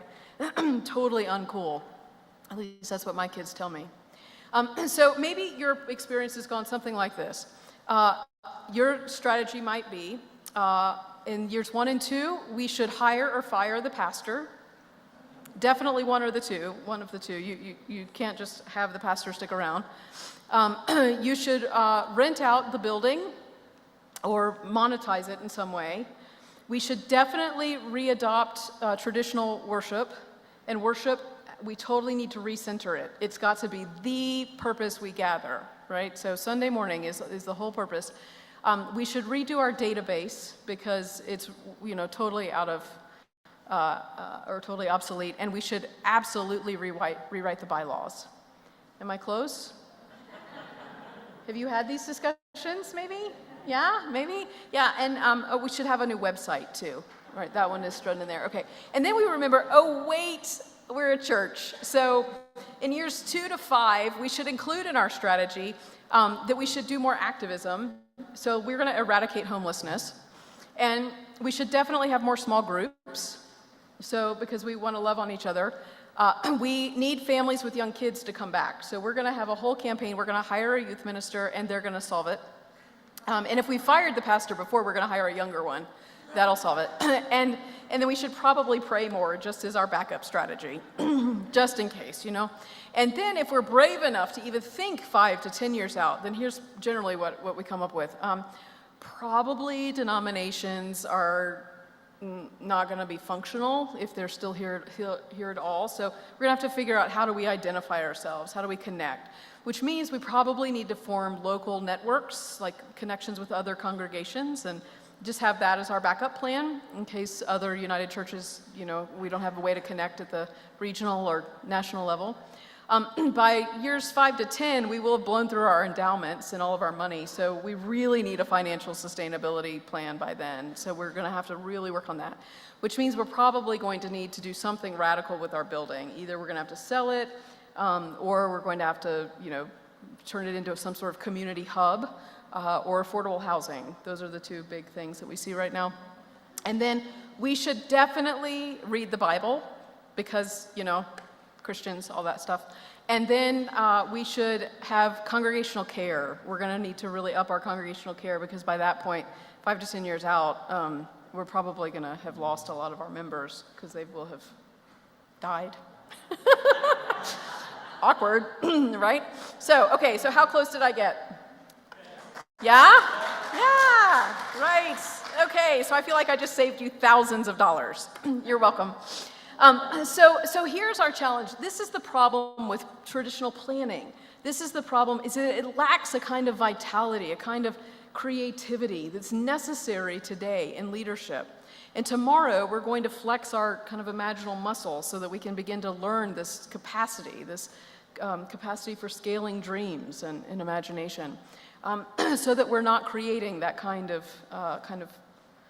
sad picture, if you will. Or maybe you're inspired by it. I shouldn't be so judgy. I'm super judgy tonight. Sorry about that. It's the heat. It's like, whew. So here's the thing. You and I were basically trained and rewarded for planning. When we can come up with fancy plans built into beautiful little reports, then what we're actually rewarded for doing is optimizing the current system. So inevitably, we're serving congregations who say, when I think of the best future for my church, it looks just like the present, just a little better, right?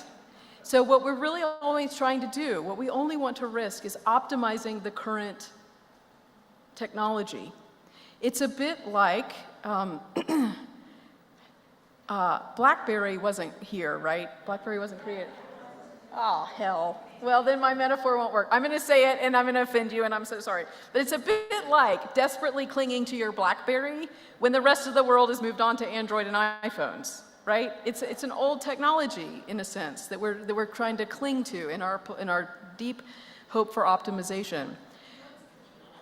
I do know it's Canadian, and I feel like I spoke to a Canadian group, and they reminded me of that. That's why I hesitated, because it was coming out of my mouth, and I was thinking, oh, I'm being so clever. And then they're like, no, we created BlackBerry. And I went, it's awkward. Okay, so planning is what we get paid to do. We get paid to optimize the current system. In essence, it's what I get paid to do in theory, although I don't say yes to this anymore, that I get to come in as consultant and say to a congregation, hey, you could change in all these wonderful ways, and they say, thank you so much, and then I get on an airplane, they leave, and they do nothing.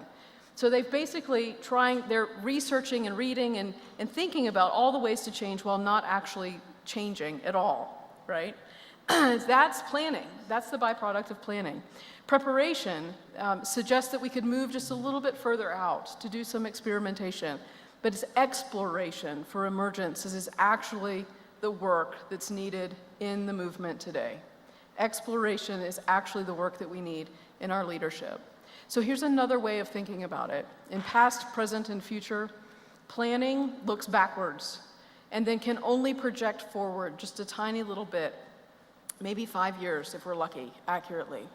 Preparing for contingencies, preparing for possible futures, has a balance of looking back and looking forward in a balance. And that's probably about the most we can push our systems right now. And that's faithful, and that's great.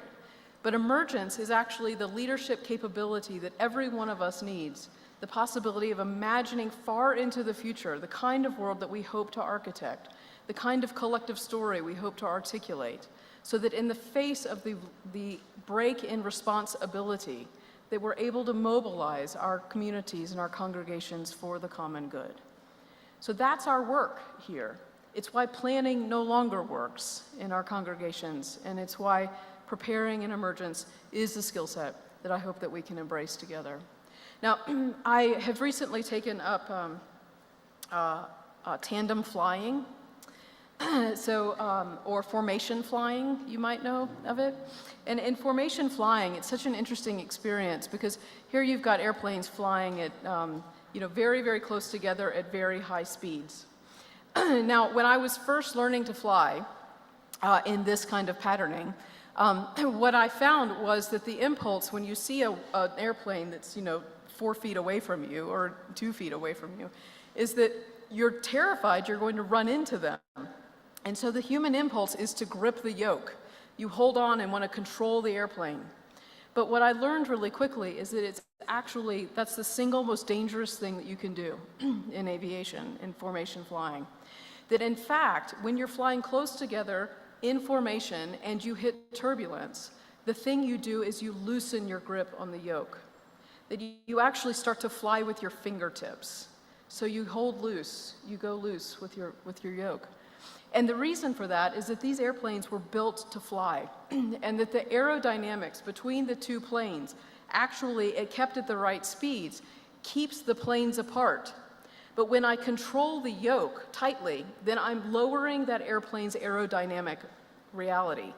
I'm actually making it less able to fly. Thank you. I'm sweating like a pig up here. Thank you, thank you. Oh, what a saint. So by controlling the yoke, by gripping it hard, I'm actually making the flight more dangerous. I'm actually making my airplane less effective and less able to do what it's designed to do. So by holding it loosely, I'm trusting that the airplane will do what it is designed to do, in fact, to fly safely and freely in relationship with this other airplane. It's the same in our leadership. When we're in turbulent times, in times where we're disoriented and we still can't find our way, the impulse is to control every little thing. The impulse is to redo the bylaws, restructure ourselves, to nitty-gritty ourselves over litigation, or will insurance cover this? Or I loved it in the skit that you all brought that up. Our instinct is everything else feels out of control. This is the one thing I'll try to control. So conflict in church has gone up in most places now because the environment in which we're living feels so disrupted after all that we've lived through. So we try to control tightly. It's actually the opposite that's needed. That in this particular leadership moment, it's actually holding loosely to the yoke, to the leadership yoke, holding loosely to the vision enough that it has a chance to flower and grow or to fly safely. Does this make sense to you? Yeah?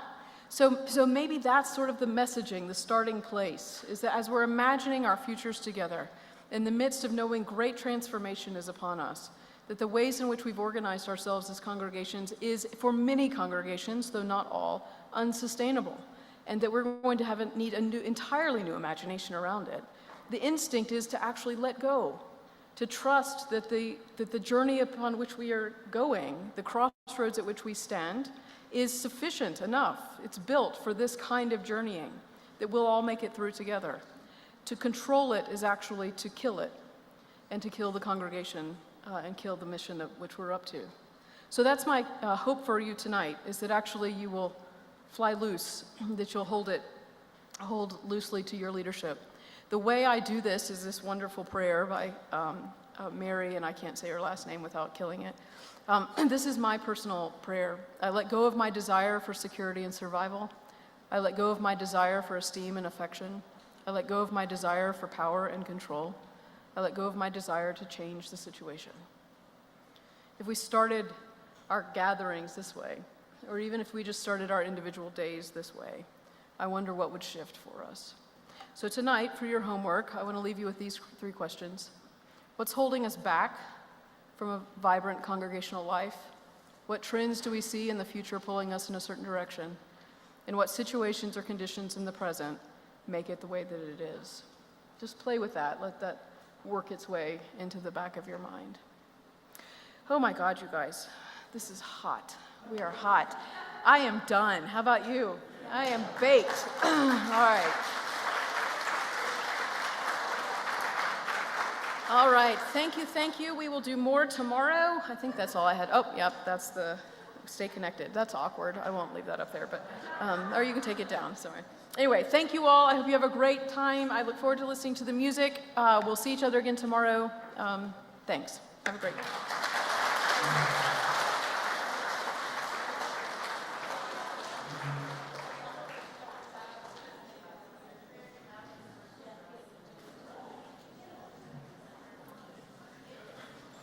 Thank you so much for that, Cameron. It's, I was doing my amens over there, quiet like a Canadian. Tomorrow we start at 8:45 for music and 9 o'clock to begin with, okay? So please be here by that time. Remember, tomorrow is Red Dress Day, so if you have something red, please bring that along.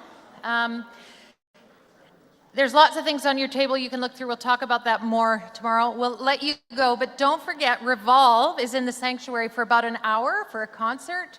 Great music, 7:45. That gives you 15 minutes to get yourself ready, all right?